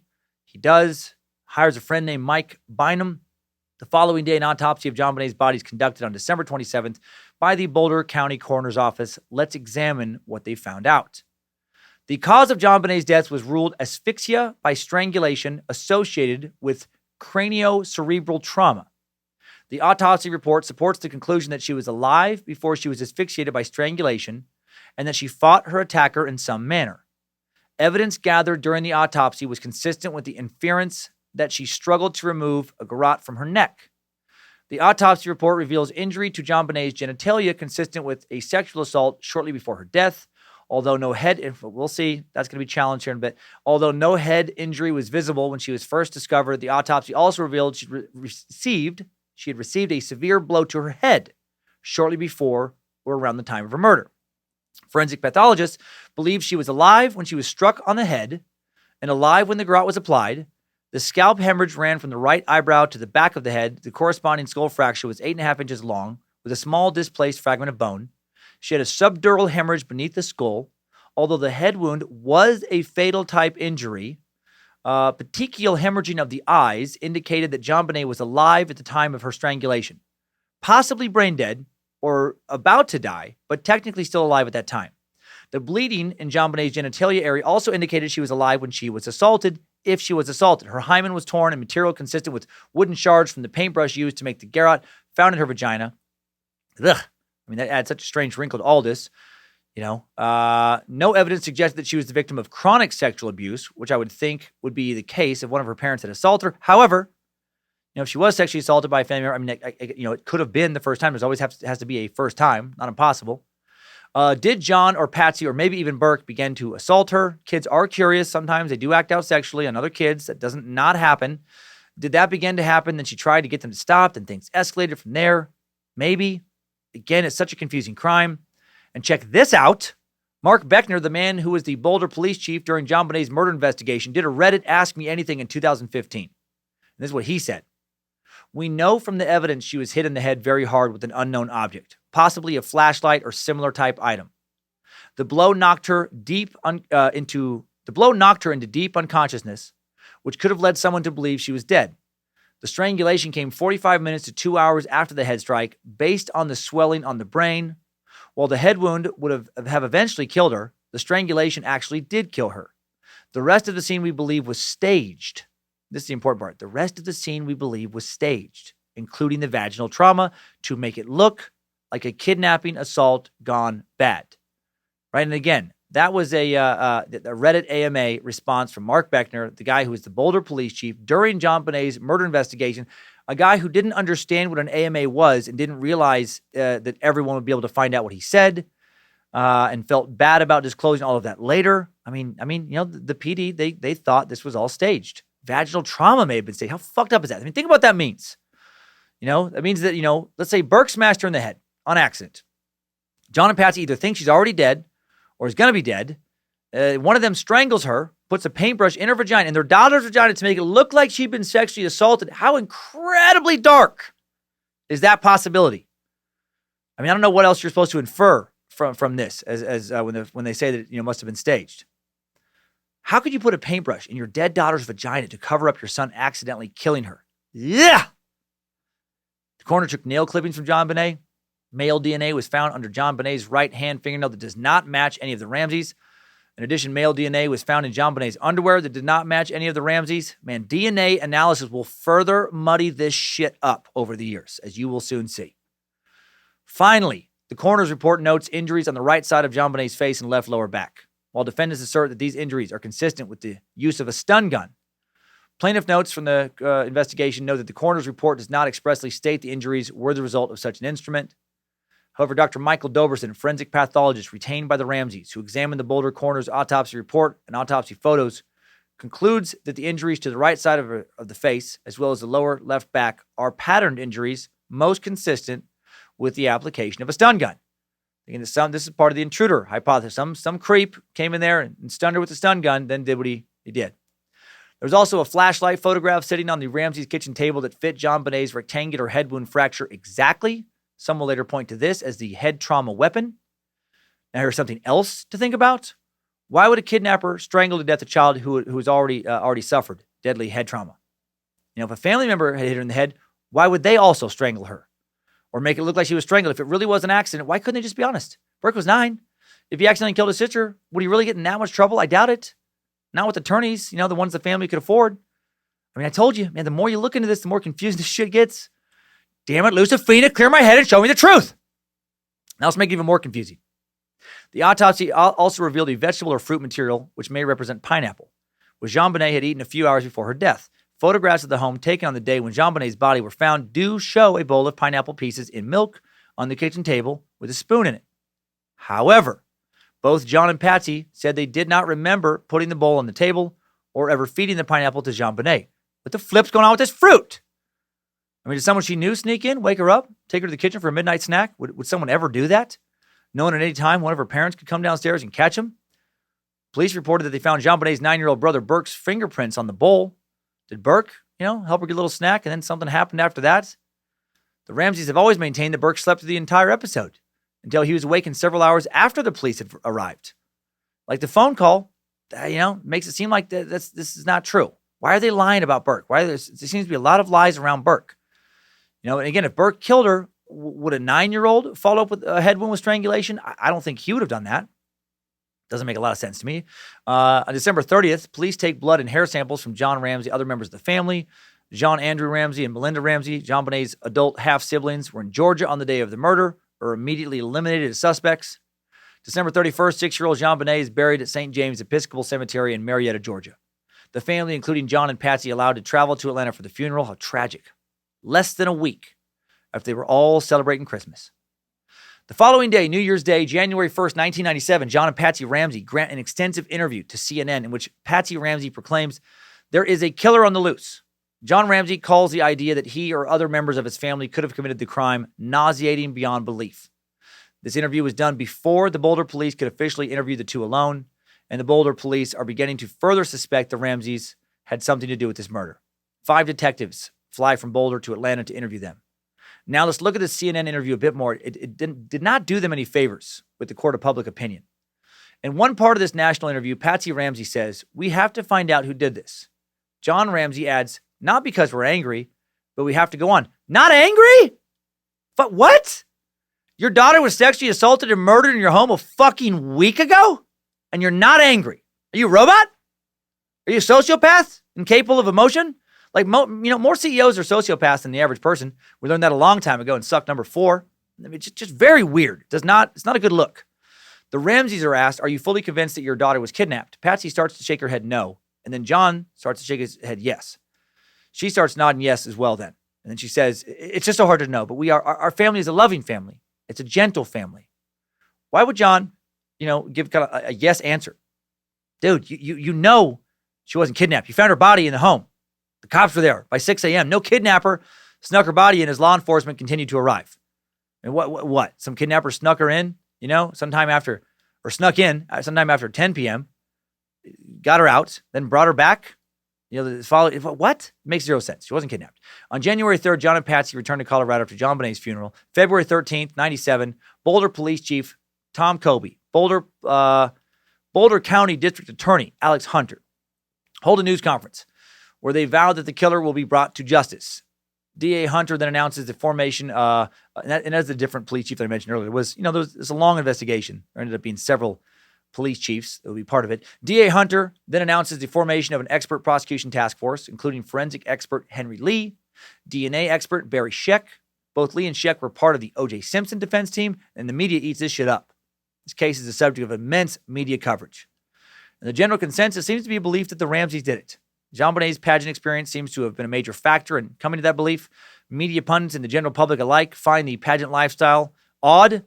Obviously, I can't blame them. Let's say the Ramseys had nothing to do with the daughter's death, and she was killed by some random pedophile. A ton of articles about the case that I've read indicate that a lot of people thought that at the very least, dressing her up like they did turned her into a magnet for pedophiles. Turned her into like a pedo bait. And I don't totally disagree. I mean, you sexualize your kid. I mean, you are, making them more noticeable to fucking people who are sexually attracted to kids. I mean, did someone who knew her from the pageant world kill her? That's, another possibility that goes with the intruder theories. March 13th, 97, veteran homicide detective Lou Smith joins the Ramsey murder investigation. Smith was a retired investigator from El Paso County, best known for cracking the murder case of Heather Dawn Church in Colorado Springs. Heather Dawn was not, in fact, a church. She was a 13-year-old girl killed by a dirtbag named Robert Charles Brown, a guy who, like Otis Toole and Henry Lee Lucas, ended up confessing to a whole bunch of other murders he may or may not have committed after getting arrested. April 3rd, 1997, DNA testing begins at Cellmark Diagnostics Labs in Maryland. This was the second round of DNA testing in the JonBenet case. The initial round was conducted at the Colorado Bureau of Investigation Labs. Just 2 weeks later, DA Alex Hunter, for the first time, publicly identified John and Patsy Ramsey as the primary focus of their investigation. Gosh dang gee willikers. Does not look flipping good. On April 27th, 96, the Ramseys funded a newspaper ad offering a $100,000 reward for info about JonBenet's killer. 3 days later, April 30th, the police conduct their long-awaited formal interviews with John and Patsy Ramsey more than 4 months after JonBenet was found murdered. Not good. Patsy is interrogated for 6.5 hours. John is questioned for just 2 hours. At the end, the police released no statement regarding the contents of those interviews. May 1st, 97, John and Patsy Ramsey, in a rare interview with reporters, declare their innocence. I did not kill my daughter, John Ramsey states. Patsy says, let me assure you that I did not kill JonBenet. On May 13th, 97, the first detective to arrive at the murder scene, Linda Arndt, is dropped from the case. Why? She'll later claim she was fired for criticizing her superiors for their handling of this case. Her superiors will say she was removed because she bungled the case. On August 14th, 97, JonBenet's grisly autopsy details are released to the public.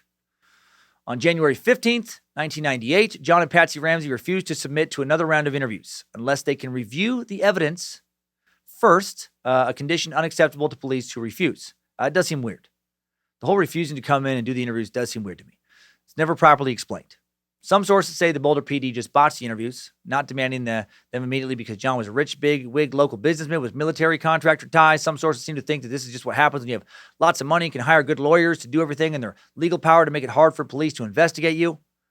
I do think if they were for sure innocent, why not cooperate more with police? But again, if you have a lawyer reminding you that innocent people can and do go to jail for horrible crimes all the time, even murder, I can also see why an innocent person would not cooperate.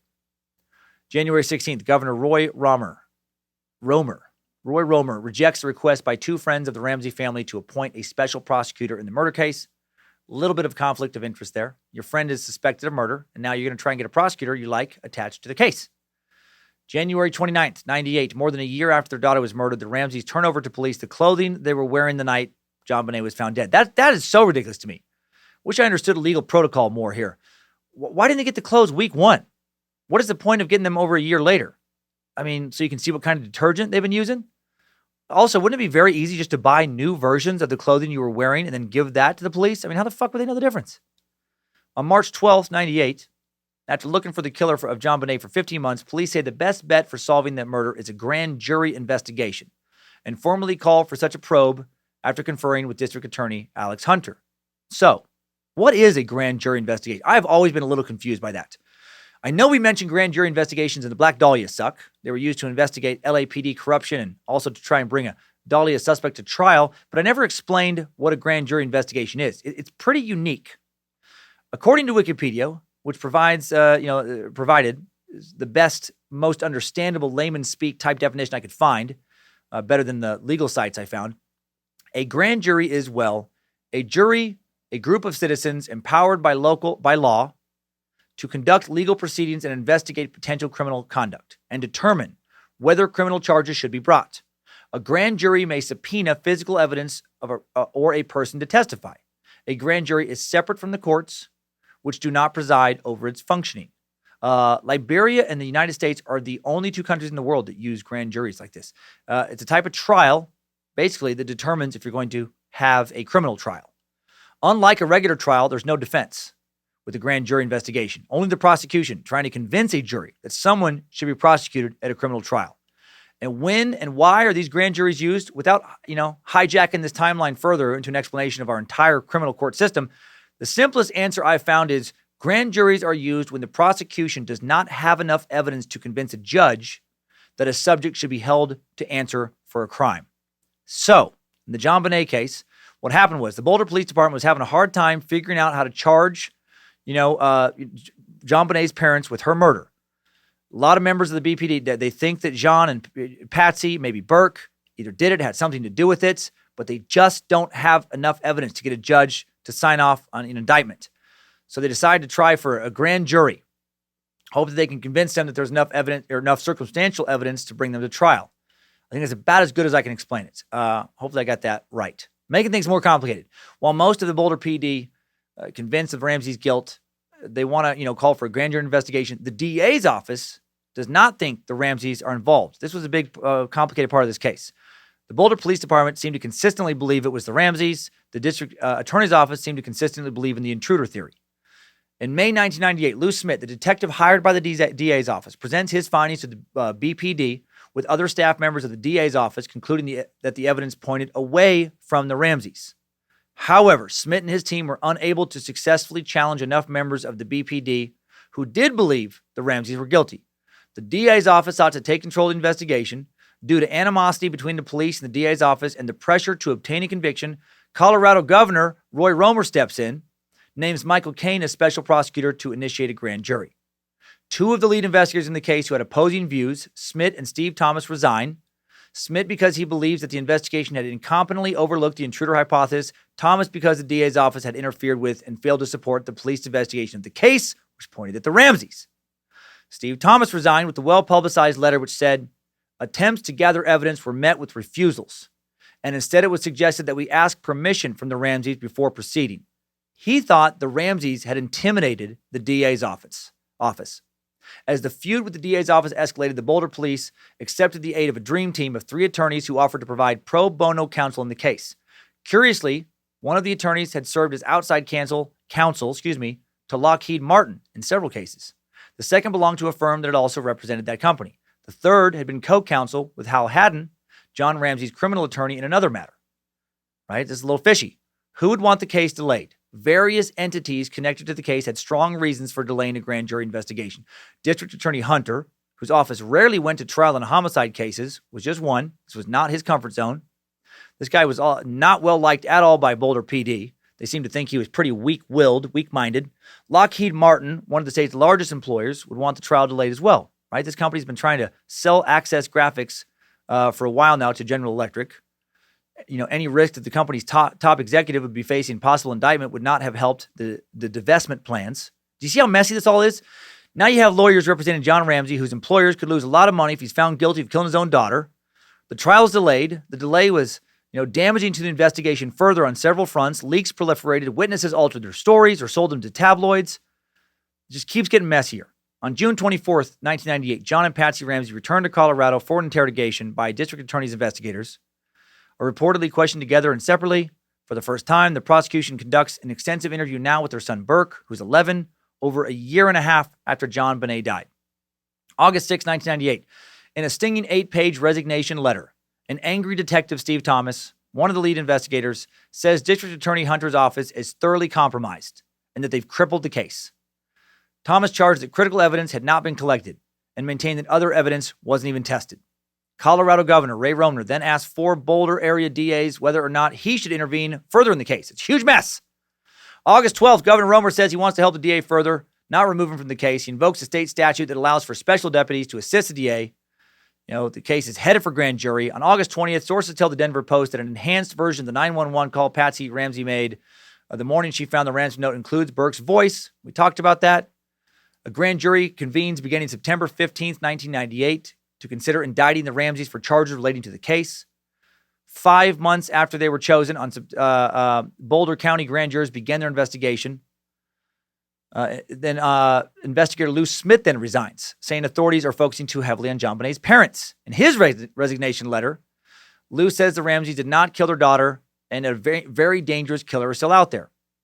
October 13th, 1998, the grand jury begins hearing forensic evidence, including analysis of handwriting, DNA, and hair and fibers found at the scene. 7 days later, on October 20th, John Ramsey returns to Colorado for a deposition in a civil case filed against him in the National Enquirer by photographer Stephen Miles, who was a neighbor of the Ramseys. In one National Enquirer article, a statement attributed to John Ramsey speculates that the real murder was an intruder, most likely a pedophile. We plan to suggest it was a neighbor, Stephen Miles. John's attorney will argue that John said no such thing. 99. The grand jury returns a true bill to charge the Ramseys with placing the child at risk in a way that led to her death and with obstructing an investigation of murder. This is an easier indictment than outright murder. It requires a lower burden of proof. But Boulder County District Attorney Alex Hunter does not prosecute. He believes that he still doesn't have enough evidence to prove them guilty beyond a reasonable doubt in court. Some think the Ramseys have literally paid DA Hunter off. The sniping and finger pointing between Boulder PD and the district attorney's office intensifies. Some prosecutors believe the detectives are too fixated on the parents of suspects, failed to adequately explore other leads. Cops accuse the DA of being too chummy or intimidated by the Ramsey legal team. After more than a year of hearings, the proceedings have accomplished absolutely fucking nothing. They look to be over. On February 18th, 1999, Lawrence Schiller's book, Perfect Murder, Perfect Town, offers new insight and details into the investigation. This book describes the feud between police and prosecutors. On April 8th, 1999, a 6-month extension of the grand jury's investigation is granted, proceedings not over. They've decided to keep trying. On May 19th, 99, Burke, now 12, is secretly questioned by the grand jury. The next day, Boulder authorities publicly confirm he's not a suspect, but is a witness. Fuck, what? A witness? What did he see? Then on September 13th, 99, former detective Linda Arndt, one of the first detectives on the crime scene the day JonBenet's body was found, who by this time has resigned from the BPD, appears on Good Morning America, claiming she knows what happened the night JonBenet was killed. In a 5-part interview, she says she knows who killed the girl, but will not reveal the name, but she kind of does. I watched it. She makes it very clear, without saying his name, that she thinks that John Ramsey, the father, for sure did it. September 23rd, 1999, after almost 4 months off, the grand jury returns to work. October 13th, 99, DA Alex Hunter announces after the grand jury has completed its work that his team still does not think they have sufficient evidence to warrant filing of charges. Over 3 years later, Mary Lacey, the next Boulder County District Attorney, takes over the investigation from the police on the 6-year anniversary of JonBenet's death, December 26, 2002. In April 2003, Lacey states that JonBenet's killing is more consistent with the theory that an intruder murdered JonBenet than it was with the theory that Mrs. Ramsey did. Back and forth it goes. December 2003, DNA results muddy everything further. Forensic investigators extract enough material from a mixed blood sample found on JonBenet's underwear to establish a DNA profile. That DNA belongs to an unknown male person. Investigators obviously hope that this is a big break in solving the case. The DNA was submitted to the FBI's Combined DNA Index System, a database containing more than 1.6 million DNA profiles. Doesn't yield a match. Fast forward a couple years later, June 24, 2006, Patsy Ramsey dies after battling ovarian cancer off and on for more than a decade. August 15, 2006, John Mark Carr, a 41-year-old elementary school teacher, confesses that he accidentally killed JonBenet while attempting to sexually assault her. He's arrested in Thailand. For a brief moment, it looks like JonBenet's killer has been found. Nope. The case against Carr collapses later that August. DNA test results eliminate him as a suspect. Also, he wasn't in Boulder at the time of the murder. More on this fucking nut job a little bit later. July 9, 2008, armed with new DNA evidence that points to an unknown male as JonBenet's killer, Boulder County District Attorney Mary Lacey publicly exonerates the child's parents and immediate family. In a letter hand-delivered to John Ramsey, Lacey says she is confident that a touch DNA analysis done by a private lab has determined that genetic material left on the waistband of long johns JonBenet was wearing when her body was found matches the DNA left in her underwear, and that DNA belongs to an unknown suspect. With no strong suspects remaining, the case goes cold. In October 2010, the case is reopened. New interviews are conducted following a fresh inquiry by a committee that included state and federal investigators. Police are expected to use newer DNA technology in this investigation. There was no new information gleaned from those interviews, according to ABC News. It was reported in September 2016 that the investigation into JonBenet's death continued to be an active homicide case, per Boulder Police Chief Greg Testa. In September of 2016, TV programs from A&E, Dr. Phil, Dateline NBC, CBS News air JonBenet specials in advance of the 20th anniversary of her murder.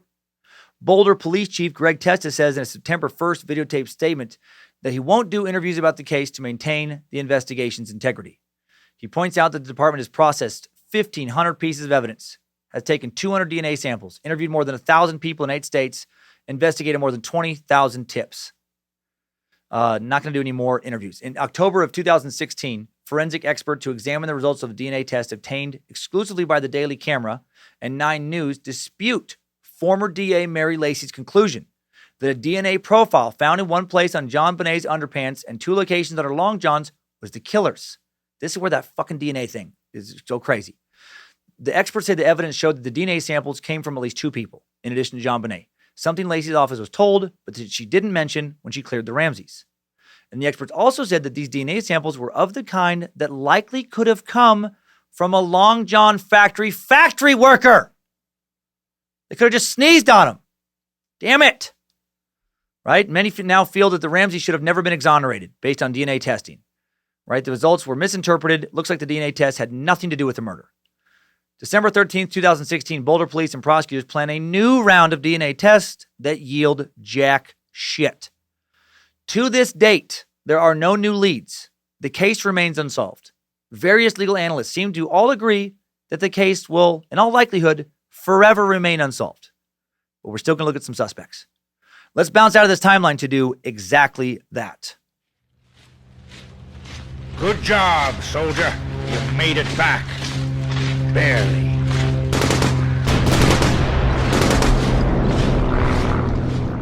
When it comes to suspects, there is, as you know, two main groups, family and intruders. We're going to look at both after a word from a final sponsor.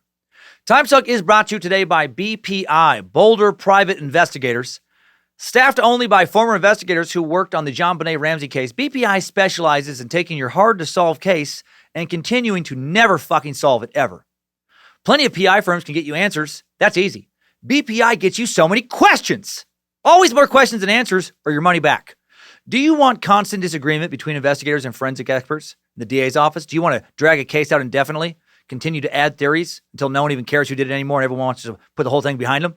Do you want to really start to nail down a suspect and then go full, JK, never mind, and start over from scratch? Do you want to pay a lot of people a lot of money to look really busy, but actually accomplish exactly nothing? Call BPI. They're the best in the game at taking your case seriously and seriously never, ever fucking solving it. And of course, that sponsor is not real. Timesuck is brought to you today by Movement. Whether you're at the office scrolling through your phone or unwinding from a long day, Movement's EverScroll blue light filtering glasses have you covered. I'm wearing them right now. Want a pair right now for you YouTube watchers? They're built to protect your eyes from blue light that's known to cause eye strain, discomfort, poor sleeping patterns. And EverScroll blue light filtering glasses start at just $65. I got a mild prescription for glasses over a year ago because eye strain was killing me. And then I got these Movement blue light blockers, no prescription, and I wear them more than prescription glasses now. They do more to reduce eye strain for me than slight magnification. Any future prescription lenses I get are for sure going to have this, blue light filter. And I think they look cool. I think they make me look a little smarter, maybe a little younger wearing them. They don't look like other computer glasses you see out there, right? These aren't just, regular glasses. No yellow tint lenses like you find other blue light blockers, right? None of those dork glasses. Pick from round frames, clear frames, colored frames, etc. Movement selection is always expanding with new, traditional, and fashion-forward styles to choose from. Get 15% off today with free shipping, free returns by going to movement.com/timesuck. That's MVMT.com/timesuck. Shop Movement, EverScroll, blue light filtering glasses. Protect your eyes. Look great doing it. Movement.com/timesuck. Join the movement. Link in the episode description. Now let's look at some theories. Let's start with the intruder theory. Right? Let's go over this in general before we look at individual intruder possibilities. The intruder theory goes something like this. Somebody was able to survey the family, find a time when they weren't in the house, get into the house. When everyone went to sleep, they wrote a ransom letter, took JonBenet, possibly using a stun gun to subdue her, then took her down to the basement, tied her up, killed her, still left the ransom note saying she was safe. Then they left through the window without disturbing a huge cobweb, then never contacted anyone about the ransom. So, makes a lot of sense. This is the theory that Lou Smith buys, one of the homicide detectives hired by District Attorney Alex Hunter early in the investigation. He believes this mostly because JonBenet might have been sexually assaulted. And to Smith, this irrevocably, points to someone outside the house. But she might not have been sexually assaulted. There was no evidence of conventional rape, although sexual assault could not be ruled out. Although no semen was found, there was evidence that there had been a vaginal injury. And at the time of the autopsy, it appeared the vaginal area had been wiped with a cloth. However, this is so confusing, this case. Oh my heck, mother! Dr. Richard Krugman, a specialist in child abuse brought in as a consultant by Hunter's office, says that there was a vaginal abrasion, which is, quote, a sign of trauma, not a sign of sexual abuse necessarily. Meaning she could have fallen down, could have ran into something. Her hothead brother could have kicked her in the junk. She might not have been sexually assaulted. Or maybe she was. Dr. Cyril Vecht, a well-known forensic pathologist, has no doubt that the 45-pound child had been molested. saying if she had been taken to a hospital emergency room and doctors had seen the genital evidence, her father would have been arrested. All right? Fine. No one can agree on fucking anything. Call BPI. The vaginal opening, according to Dr. Robert Kirshner of the University of Chicago's pathology department, was twice the normal size for 6-year-olds. The genital injuries indicate penetration, he says, but probably not by a penis, and are evidence of molestation that night as well as previous molestation. Yeah, I'm not a doctor, but it seems like Dr. Kirshner is reading a lot into this vaginal opening, especially since other doctors are divided on what happened. There was also blood and urine stains on her underpants. A considerable obstacle to the investigators, according to one well-placed source in the DA's office, was the fact that the crime scene in the body had been cleaned up. Maybe that's what John Ramsey was doing when he was missing for an hour. Another piece of evidence pointing to an intruder is that there had been more than 100 burglaries in the Ramsey's neighborhood in the months before JonBenet's murder. Also, there were 38 registered sex offenders living within a 2-mile radius of the Ramsey home. Creeps! They don't just live in neighborhoods like missing fingernails. They also live in near neighborhoods like Chautauqua. Now let's look at one of these sex offenders and a few other suspects relating to the intruder theory. One of the individuals that veteran homicide detective Lou Smith identified as a suspect under his intruder theory was Gary Howard Oliva, who was arrested for 2 counts of attempted sexual exploitation of a child and 1 count of sexual exploitation of a child in June 2016.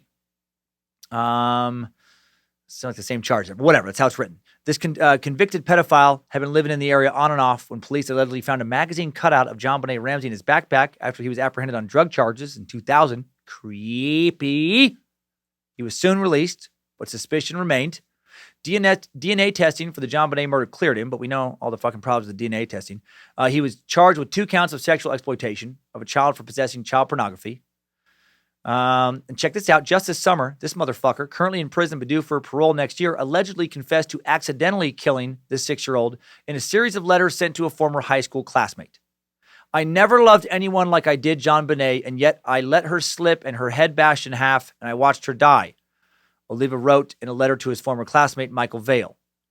It was an accident. Please believe me, she was not like the other kids. So creepy. Not like the other kids. You know, I Googled image searched this living turd in a human costume, and he looks exactly like the kind of guy who writes that letter. Why do so many pedophiles have long, wispy hair and fucking mustaches?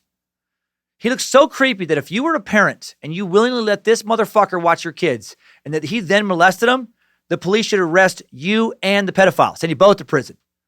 What you in for? Letting fucking Gary watch my 8-year-old? Nah, sounds fair.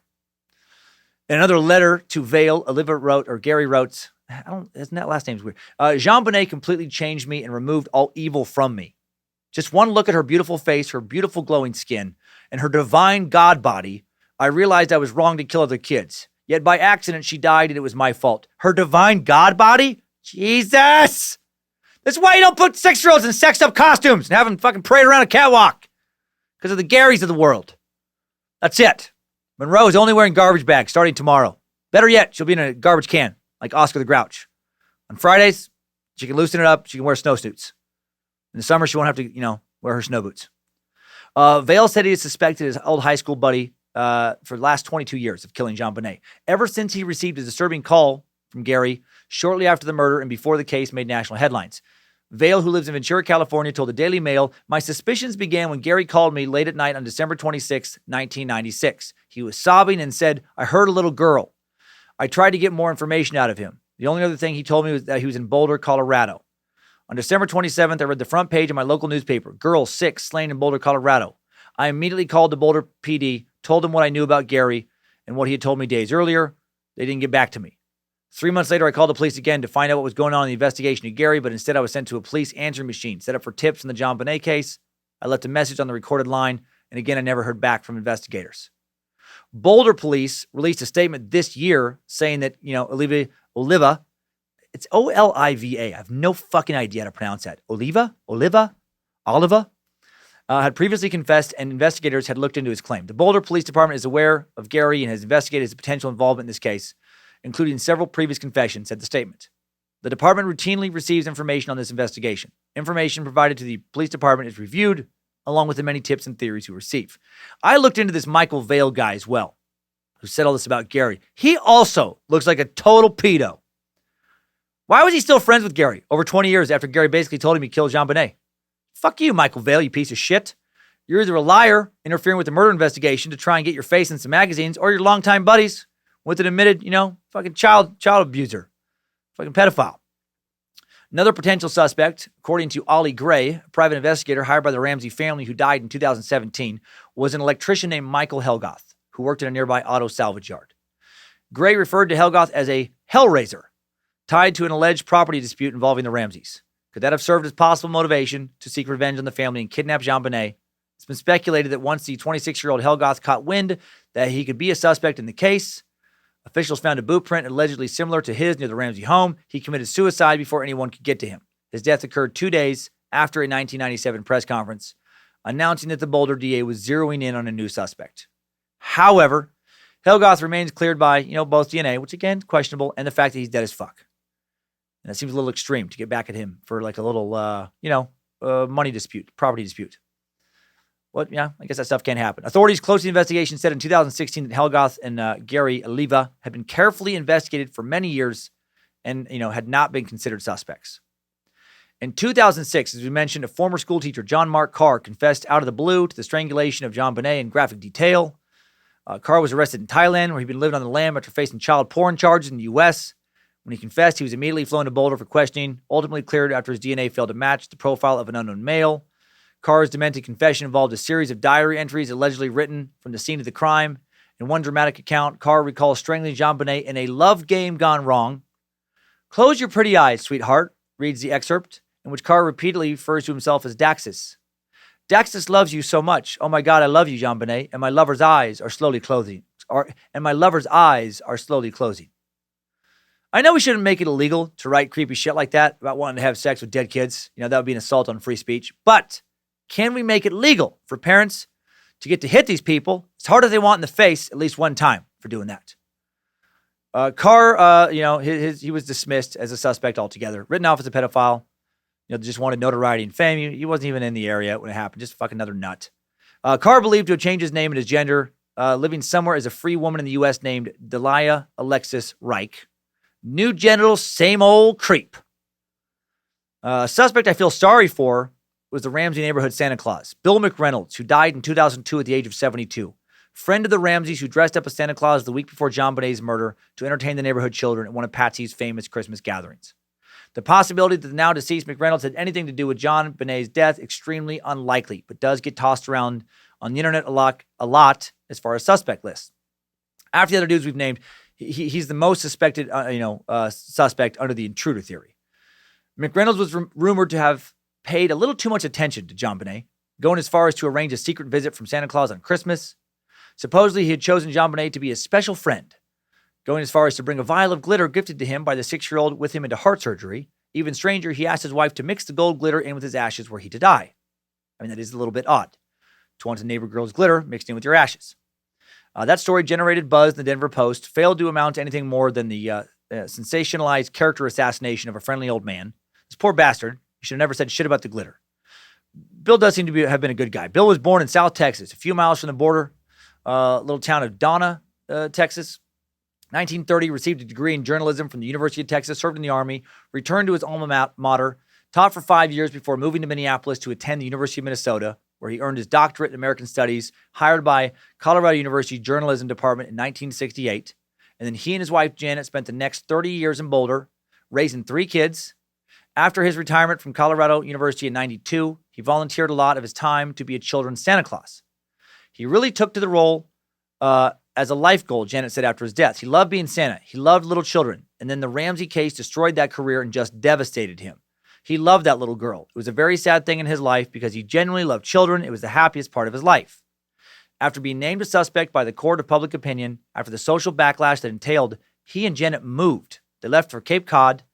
In 1998, McReynolds never volunteered to be Santa again.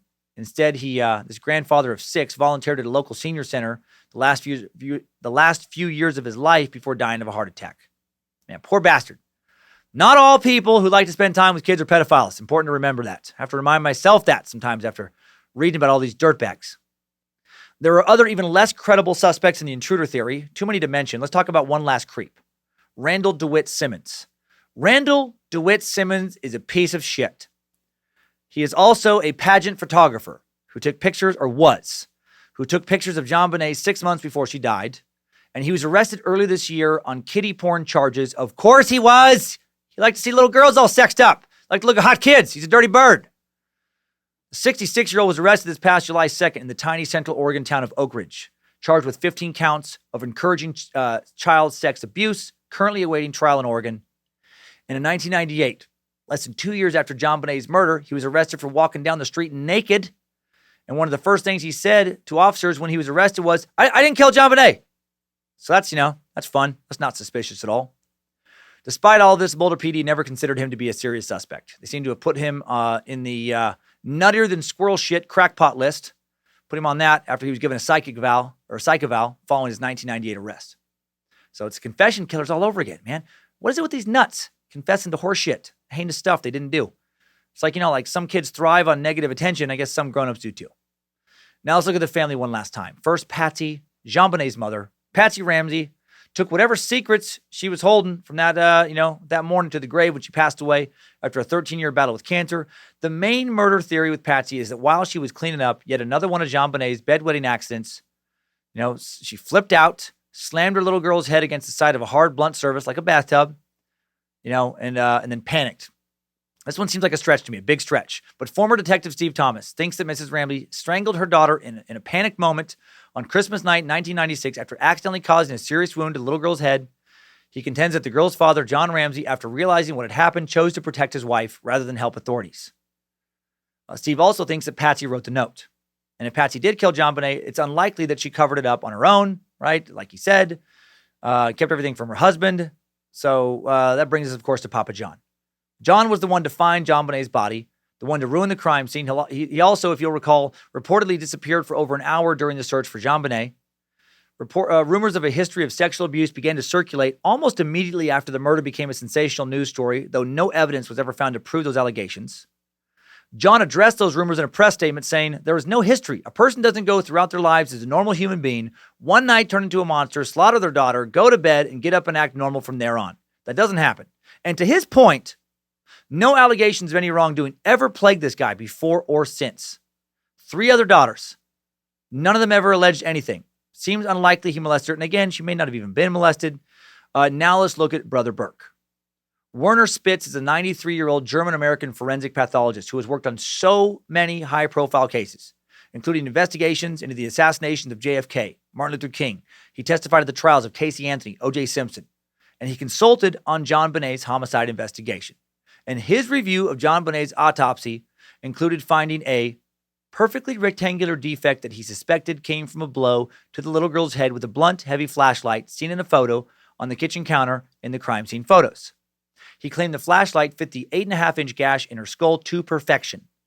However, no trace evidence of neither JonBenet or Burke was found in the flashlight. The flashlight became more suspicious when tied to the pineapple scenario. That theory we talked about earlier, where maybe Burke, gave her some little slice of pineapple. He was having a late night snack. They got into an argument. He struck her with the flashlight in a moment of anger. Kids do stupid shit. Why the strangulation afterwards, though? Why the possible vaginal penetration? Again, they think that, John or Patsy or both may have simulated all of that to point the crime in a different direction. Many theories with Burke revolve around JonBenet irritating her brother, Burke hitting her out of rage and frustration. I mean, he did have that golf club incident years earlier. Could Burke have gotten angry enough to strike his sister with a flashlight, then ran and gotten the parents, who came and helped cover him up? Yes, I mean, it is possible. JonBenet seemed to have been alive when she was strangled, though. So, I mean, God, man. John kills his own daughter, strangles her to keep his 9-year-old son from getting caught. But I guess there also is the possibility that she didn't appear to be alive. So many things. And these aren't the only theories. There's also a bunch of conspiracy theories. Let's take a break from all this reality and check in and see what utter lunatics think happened on today's Idiots of the Internet. Idiots of the Internet. We're going to bounce around for a second before looking at some comments under one video. Some people actually believe that JonBenet never died. I mentioned this earlier. I'm sure the Boulder PD love this theory. They think she went into hiding, then resurfaced as pop star Katy Perry. This is a real theory. What the flip? According to this theory, Katy Perry's song Wide Awake is believed to be an undercover message revealing the truth about her past as JonBenet. One of the many holes with this theory is that Katy Perry is 6 years older than JonBenet. The evidence for this one is kind of, but not really, a physical resemblance between Katy Perry and JonBenet Ramsey, as well as the kind of, but not really existing resemblance of both their sets of parents. It's super dumb. But some people believe it because some people are idiots. One YouTuber theorist went to great lengths to prove the similarities of their eyebrows, which obviously means they're the same. They have the same eyebrows. A different YouTuber points out the lines in Katy Perry's autobiography she wrote in reference to writing songs at an early age. Not that I was one of those stage kids. There was no JonBenet Ramsey inside of me waiting to burst out. They think that's, haha, see, she's saying it. Guess they don't understand fucking metaphors or just, analogies. God. Okay. So another conspiracy is that the little dyed blonde-haired girl was sacrificed in a satanic ritual. Of course that shows up. There's all kinds of articles saying that a brotherhood term for devil is JonBenet. Which is quite similar to her already unique first name. But none of these articles seem to have sources. Who is this brotherhood? Probably just a term someone threw up on Reddit when they were drunk. And someone else reposted it, and, here we are. Another satanic theory is that JonBenet was killed in a satanic pedophile ring ritual. Nope. Gonna move away from that one. Some people think aliens killed her. Really, really paranoid and crazy people who think that aliens would hit her with a blunt object, then choke her, then write a weird ransom note, then make it look like maybe she'd been molested, then move her body, then not call for ransom, and then fucking, you get how dumb this is. They're aliens. Why would they have to make shit so complicated? No alien has ever been arrested that we know of, ever. Why are they worried about covering their tracks? There's also a conspiracy that links JonBenet's death with 9/11. Yay! According to the conspiracy site, The Unhived Mind, JonBenet was murdered by a Royal Canadian Air Force colonel operating on behalf of major British and American corporations and the Illuminati because her father refused to assist America's enemies in planning 9/11. Yes, grown-ups believe this. People with more free time than me. Just like with the aliens. Why the fuck would trained assassins leave such a weird crime scene behind? Why not just have her disappear forever? And even arguably weirder theory is that some people think a wolf killed her. I'm going to repeat that. Some people believe that a 6-year-old was murdered by a fucking wolf, big dog, and the Boulder PD couldn't figure that out. In an investigation that involved God knows how many officers and dragged on for over 20 years. Did the wolf choke her? Did the wolf put on that little garrote, The wolf change her clothes? The wolf write that fucking note? How does the ransom note work into that? Good question. This theory holds that she was attacked by a wolf and her parents freaked out, thinking they'd get in trouble for not protecting their daughter from wolves. Because that's the thing. So they covered up a wolf murder by staging a kidnapping. Anyone over the age of 12 who believes that should be sterilized forever. Not kidding. Now let's look at a few YouTube comments left under a video called Program to Kill, Satanic Cover-Up Part 31, JonBenet Case, John and Patsy Ramsey. Here are my favorite comments. Think Tank Supervisor Deborah Reimer posts, "This reeks of multi-generational MK Ultra mind control programming. Lord help us." Good job, Deb. Thanks for showing up. Multiple generations of people with their minds controlled by the CIA, right? All this training, all this investment. Also, a 6-year-old can be killed. A girl who, could also just be run over if they wanted her gone. But nope.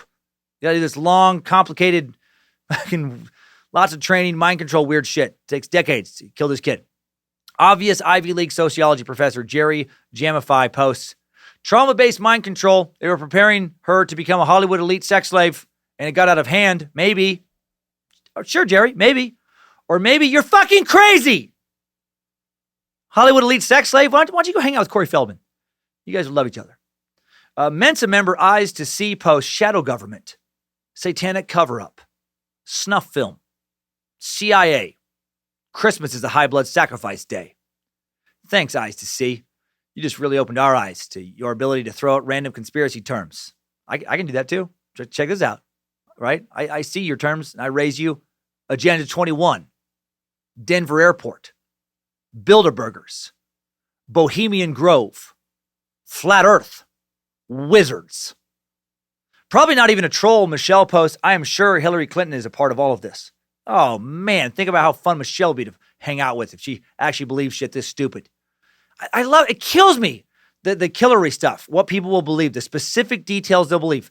They'll believe shit like that Hillary Clinton, who was the fucking first lady in 1996, took time away from White House duties to kill a 6-year-old pageant contestant in Boulder and then hide her body in the basement.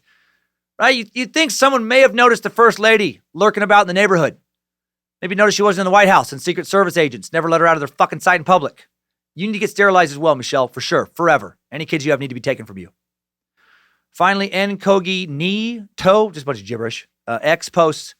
The word Burke, as defined in the World Book Dictionary from 1974, is to kill by suffocation or strangulation. The second definition is to conceal. That actually is true. It's true. It does, Toex. That's true. And the word coincidence means a remarkable concurrence of events or circumstances without apparent casual connection. Causal connection. And the second definition of the word lunatic is an extremely foolish or an eccentric person. And that's you. This kid wasn't named Burke so he could grow up and strangle his sister. You paranoid fucking wackadoodle. Stop it. Get a job. Just fuck off YouTube. Do something better with your life. And the definition of the word flustered mushmouth is Dan Cummins. Struggle. I was doing so well for half. And then I got tripped up. But that felt good. That felt good. Just take a little break from all the heaviness and just look into utter maniacs. Let's get out of here. Idiots of the internet. Okay, so final thoughts. We likely will never know who killed JonBenet Ramsey. You know that now. Tons of books have been written by tons of people involved. Suspects, detectives, private investigators, on and on and on. And the one thing they all agree on is nothing. Maybe that's another reason this case is fascinating us for so long. We meat sacks do not like unsolvable puzzles. We like answers. In this case, it feels like there should be some answers, but there aren't any. Nothing definitive. If I was forced to pick, I've thought a lot about this last week, I would say that JonBenet was not molested and that her brother did it. I would say that it was an accident and that the parents freaked out and then decided to cover it up in a panicked attempt to protect their son. While it doesn't make a lot of sense, it does make the most sense to me that Patsy wrote the ransom note. John intentionally messed up the crime scene, wiped down the body. They threw off the investigators with various nonsense. Burke was not asleep.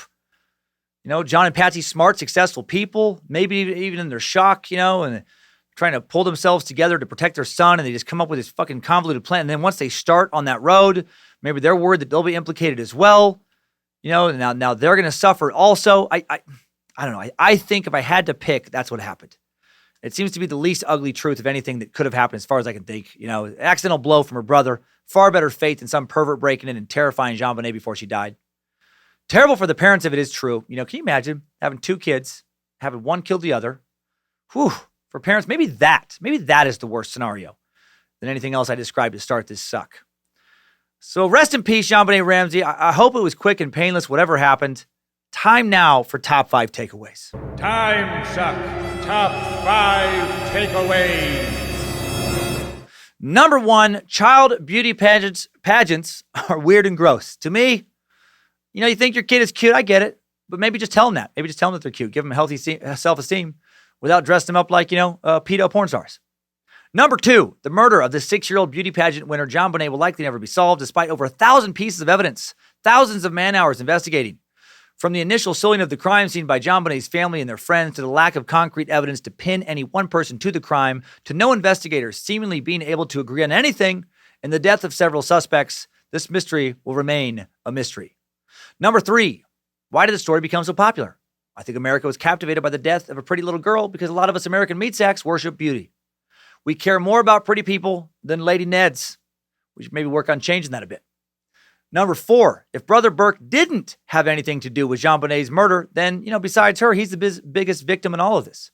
His family was thrown into the center ring of a media shit show, and he himself became a hated murder suspect at the age of 9. In September of 2016, to honor the 20th anniversary of JonBenet Ramsey's death, Burke Ramsey came forward. He'd been out of the public spotlight for a long time, wanted to share his side of the story for the first time on Dr. Phil. Ramsey poured out his heart. Dr. Phil described the emotions he underwent, saying, "I remember the viewing. The casket was small. Her eyes were closed. I want to honor her memory by doing this interview. I don't want anyone else to forget." He also said in the interview that for the last 20 years, I wanted to grow up like a normal kid, which does not include going in front of TV cameras. Currently, Burke Ramsey is a computer analyst who works remotely from his home-based office. Man, maybe I was wrong about best case being Burke accidentally killing her. Now I'm hoping he didn't do it. I hate this case. Every day I've researched it, I suspect something else. Fuck it. It's aliens. Okay, there's aliens. Illuminati aliens. Maybe that's it. Number 5, new info. Another theory that's been popping up more and more as it claims that the murder of JonBenet is linked to the murders of 2 other little girls in Colorado and Hawaii.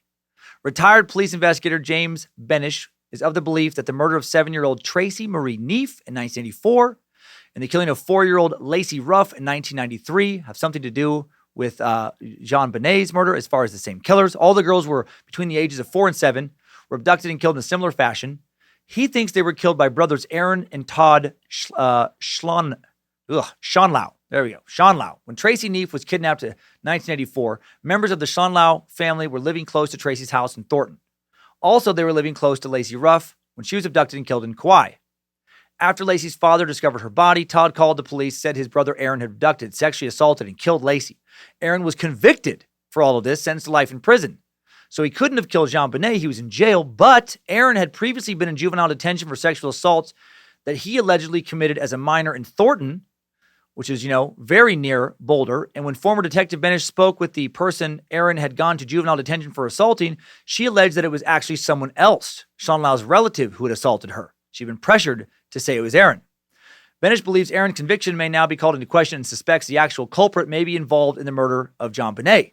He thinks that culprit may be the other brother, Todd.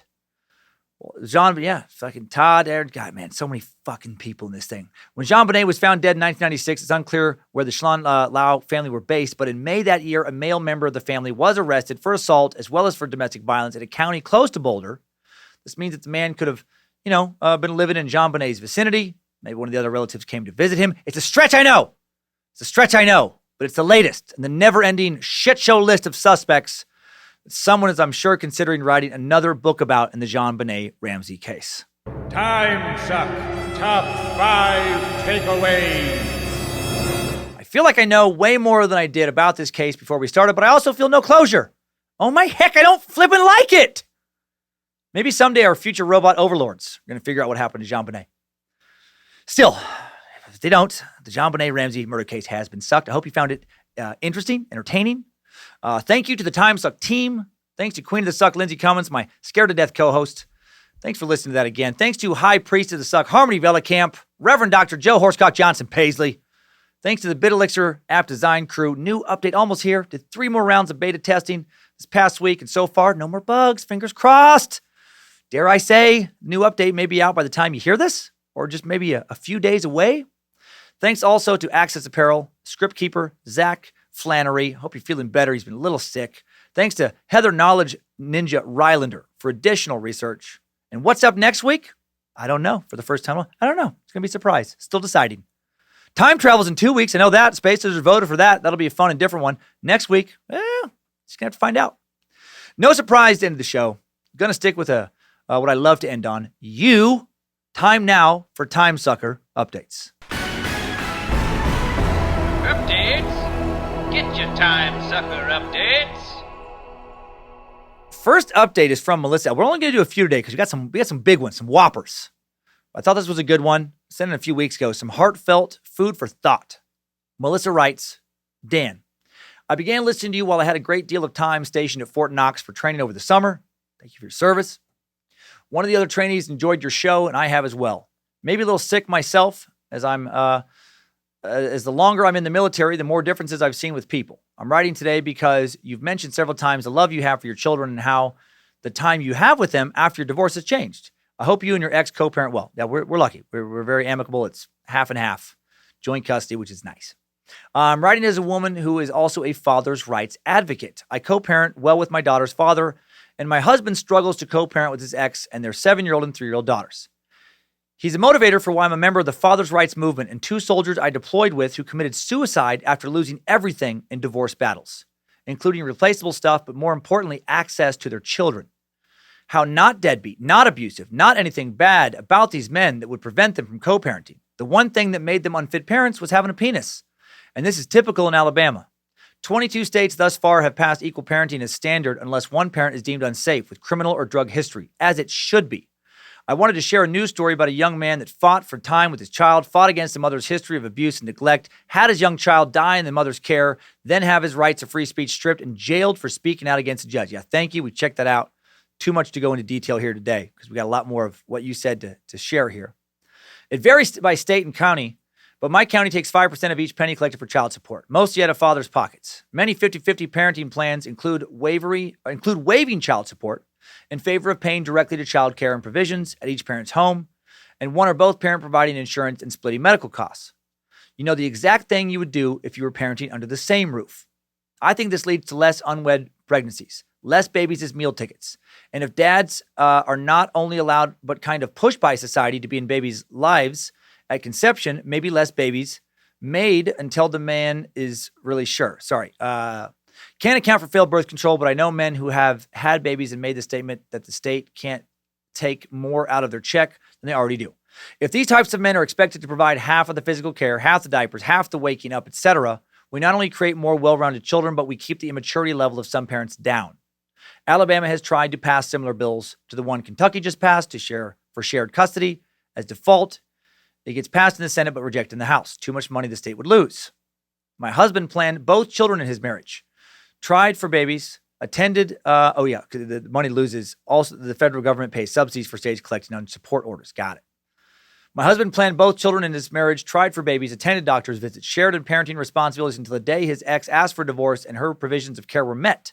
He spent 18 hours a week with his 2 daughters. That comes out to 39 days out of 365, a little more than 10.5%. Gave mom the house, no equity asked, pays child support, was made to feel every move he made was wrong and will be punished. We put $6,000 into a lawyer. We're able to get close to 40% of the time, but still not labeled as shared custody. Mom has default and veto rights. We will go back to court annually until the youngest is 19, asking for those rights, the constitutional guaranteed rights that should be a no-brainer. I don't care if it costs us $100,000. We're also lucky with our income. Mom is as well. Could you please talk on these points? Please point out the Casey Anthonys of the mother population. Yeah, dads can be bad too. The abuse at the hands of stepdaddies allowed to happen by women, yet good dads pushed away. So many songs come to mind. Father of Mine from Everclear. All these daddy issues. How many? And the courts are fostering them. If you've ever seen a dad crying over his kids, yeah, a hardened military man with tears streaming down his face because the court stripped everything he fought for. If you've ever seen a bitch-ass mom who made the funeral of his man into a circus and a pity party for her. If you've ever seen a 4-year-old receive a folded flag, not knowing her mom kept daddy away from him, kept him from being able to provide a roof over his own head, even working 2 jobs. If you knew the feelings one of these soldiers struggles with, knowing other women are okay doing this to their kids' fathers, then I hope to hear a podcast soon supporting 2 good parents. Being in the military, I can only lobby so much, but I think if we could fix this one issue, we can lower the overall rate of suicide in the military. And if single young dads kept out of their children's lives, thank you, Suckmaster. Keep on sucking, Melissa. Wow. Yeah, thanks, Melissa, for bringing up so many great points. I mean, that's such a big problem in society, absentee fathers. And then the courts do, in many cases, foster that, which is very unfortunate. Don't keep good dads away from their kids. They should have equal rights. This is something you don't hear about a lot in the push for equal rights, equal parenting rights for fathers. Equality needs to work in every direction. The idea that mothers are more important to their children than fathers is inherently sexist and just wrong. I've seen some fathers with far more maternal, nurturing instincts than some mothers. Should be case by case, Hearing the loss of fathers' rights connected to military suicide is especially tragic. Support 2 good parents. Put the kids first in divorce as well. I can proudly say that my ex and I both did that. I proudly swallowed a fair amount of pride in my divorce and did what was best for Kyler Monroe, and I know a lot of other dads have done the same. Don't hurt your kids by trying to hurt your ex. It's about the most selfish fucking thing you can do in life. Hope someone who needs to hear this message does hear it. Thanks, Melissa. Wouldn't have shared it if it wasn't for you. Keep fighting. Hail fucking Nimrod. Now, got a lot of great updates about Mormonism from Mormons and non-Mormons. Like Melissa, most were very long, detailed messages, so only time for one of those. Before we get to it, quick Mormon update that answered something for me from Ryan Brewster, who writes, "Hello there.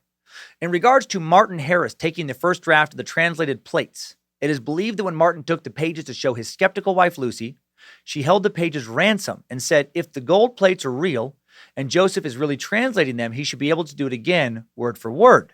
This is why Joseph said he couldn't translate the same plates ever again, and the translation changed, so the pages may not have been lost, but just kept away from Martin and Joseph. They may be lost now, but I thought this detail was super interesting and worth mentioning. Love the podcast, Ryan Brewster." Wow, that is interesting, Ryan. I was confused about that part, and I couldn't get the answers I wanted. That makes so much more sense. Because how would Martin lose them? These super important papers. No, his wife, took him, wanted Joseph to recreate them so she could see if he was telling the truth, and he didn't. said God didn't want him to repeat the story. So, either God gave him a new vision or, he just knew that if he tried to repeat the initial prophecy, he'd be caught up in a lie. Very, very interesting. Thank you for sharing that. And finally, a very nice update from some Mormon time suckers and space lizards and longtime stand-up fans Carolyn and Park Mitchell, who write, "Devout Mormons, and we still love you. You frickin' hex spawn mother trucker." Longtime listeners, my first time writing in, this topic seemed too important to not reach out with some clarification for your most recent episode. My husband and I are devout members of the Church of Jesus Christ of Latter-day Saint, Mormons, and we listened to your episode on Mormonism, and you'll be pleased to know that we still love you and Timesuck. We've been listening to your stand-up from the beginning, and I've been to 4 of your stand-up shows in Salt Lake City and the most recent live Timesuck. We will continue to be loyal space lizards, as we have since day one of your Patreon. Ah, thank you. We also wanted to help clarify a few misconceptions and errors, and thank you for that. Those are my favorite kind of updates. We were both raised Mormon, but my mom converted to the church when she was 17 and is the only member of the church in her family, so we understand that to others, some of the stories of how the church was founded can be hard to believe. So we weren't offended by how hard you were on Joseph Smith. Each person has to decide for themselves if they believe, and we by no means plan to try and convince you. You mentioned the episode around the 1947 minute mark that in 1978, when Spencer W. Kimball received revelation to allow black men and boys to be ordained into the priesthood, this is true, that he also lifted a ban on women and girls being allowed to enter Latter-day Saint temples. That part needs clarification. Although there may have been some restrictions on black women and girls going to the temple, which of course is not fair, all other women and girls have always been allowed to go to the temple. This is especially true because the temple is where we get married, also called sealed, so it's absolutely necessary for women to be allowed in. I just want to clarify in case anyone had interpreted that as meaning that all women have been excluded from temple services, since that is certainly not the case. The second point, no one can truly judge another person's worthiness, but we definitely don't think you are a son of perdition. Here's a good article that explains what that truly means. The short version is, sons of perdition are those who had a sure and perfect knowledge of the truth, then voluntarily turned from it. The first requirement then to become part of this group is to have been members of the LDS Church. After that, they would have to go have the truth revealed to them with such sureness and clarity that there would be no doubt in their minds about the truthfulness of the Mormon gospel. So basically, it's impossible for you to be a son of perdition because you never became a member of the church. And I assume you haven't had any visions or revelations that have made you absolutely certain that the LDS Church is true and then decided to actively work against it. So yeah, heck yeah, not being sent to Satan's outer realm. I like that part of the update a lot. 3, I have to say I was disappointed by how you just glazed over the Hans Mill massacre around 125. I appreciate that you mentioned it. Thought you would have at least commented on the terrible atrocities that occurred there. No matter what religion someone belongs to, they do not deserve to be murdered in cold blood after they have surrendered, have their bodies mutilated, their wives assaulted, their houses pillaged. Many accredited stories state that these tragedies and more were inflicted on Mormons that day and on many other occasions. Yeah, so it bothered me that you failed to mention that none of these men were ever investigated or prosecuted, despite there being eyewitnesses and numerous written accounts of what happened. This was made even worse by the fact that Missouri state government was so heavily involved in their persecution and violence against the Mormons. If you spend so much time pointing out how silly some of these things we believe are, you should at least spend a few minutes expressing how wrong it is that anyone would suffer so much because of their beliefs. Yes, I'm doing that now. Part of that was, it was just such a big topic to pull off in a week that, biggest episode yet. I had to cut some narrative details, and there weren't things that I didn't have time to thoroughly explore, and that's one of them. So yes, not intentional to whitewash it. That being said, I would also like to thank you for your kind words about Mormons. I'm glad that you've enjoyed your interaction with us. Oh, heck yes, I have. My husband and I truly believe that the best way to gauge the worth of any organization, religious, secular, even the cult of the curious, is by the good they do and the lives they live. I like that. I like that a lot. Sorry this is so long. Just wanted to let you know that we appreciate you doing your very best to be impartial. You haven't offended all of us. Your loyal space lizards. Carolyn said like the last... Oh, shit. Carlin. Hi. You corrected me. You knew I'd fuck it up. You knew I'd frick it up. I'd flip it up. Carlin said like the last name of comedian George Carlin. Yes. And Parker Mitchell. So many messages like that were sent in. So many devout Mormons who listened to everything I said and are okay and will listen this week. Kudos to you. In my opinion, that's so admirable, especially today when it feels like so many people want to just get outraged, right? And this would be something that would be worth some outrage. I said this on the Secret Suck last Thursday, but I want to say it again here before I leave. I just applaud many of you Mormons for being able to laugh at your own religion, especially those of you who are deeply faithful. It takes a lot of strength and confidence, a lot of courage. I think that being able to laugh at ourselves is very important. Life is so much fun for all of us when we're all not offended all the time. What if we lived in a world where we could all joke and be irreverent and talk things out and learn about each other and not get all bent out of shape over the opinion of someone else and not have that knee-jerk reaction of storming off Taking our toys, running home crying when we hear something we don't like or agree with, and then not talk about it later. Our world is good, very good. But how much better would it be if that was the reality we lived in? One where we can disagree and then get the heck and flip over it. Oh my goodness. Hail you Mormons. Thank you for sending that in. Thanks, time suckers. I needed that. We all did. That's all for this week. Another long one. Dang it. I blame the script keeper. The two of us doing research together. Just too much shit we get fucking sucked into. Don't dress your little ones in clothes fit for a rebellious 17-year-old and parade them out on the catwalk this week. And just most importantly, you guys, gosh dang my heck, would you just keep on sucking? Could you have time for it? It'd be good.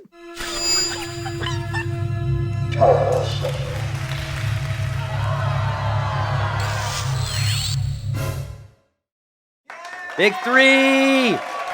Ah, no, I got the... Oh. Happy birthday to Timesuck! The microphone in the cake. Microphone in the cake. 3 years.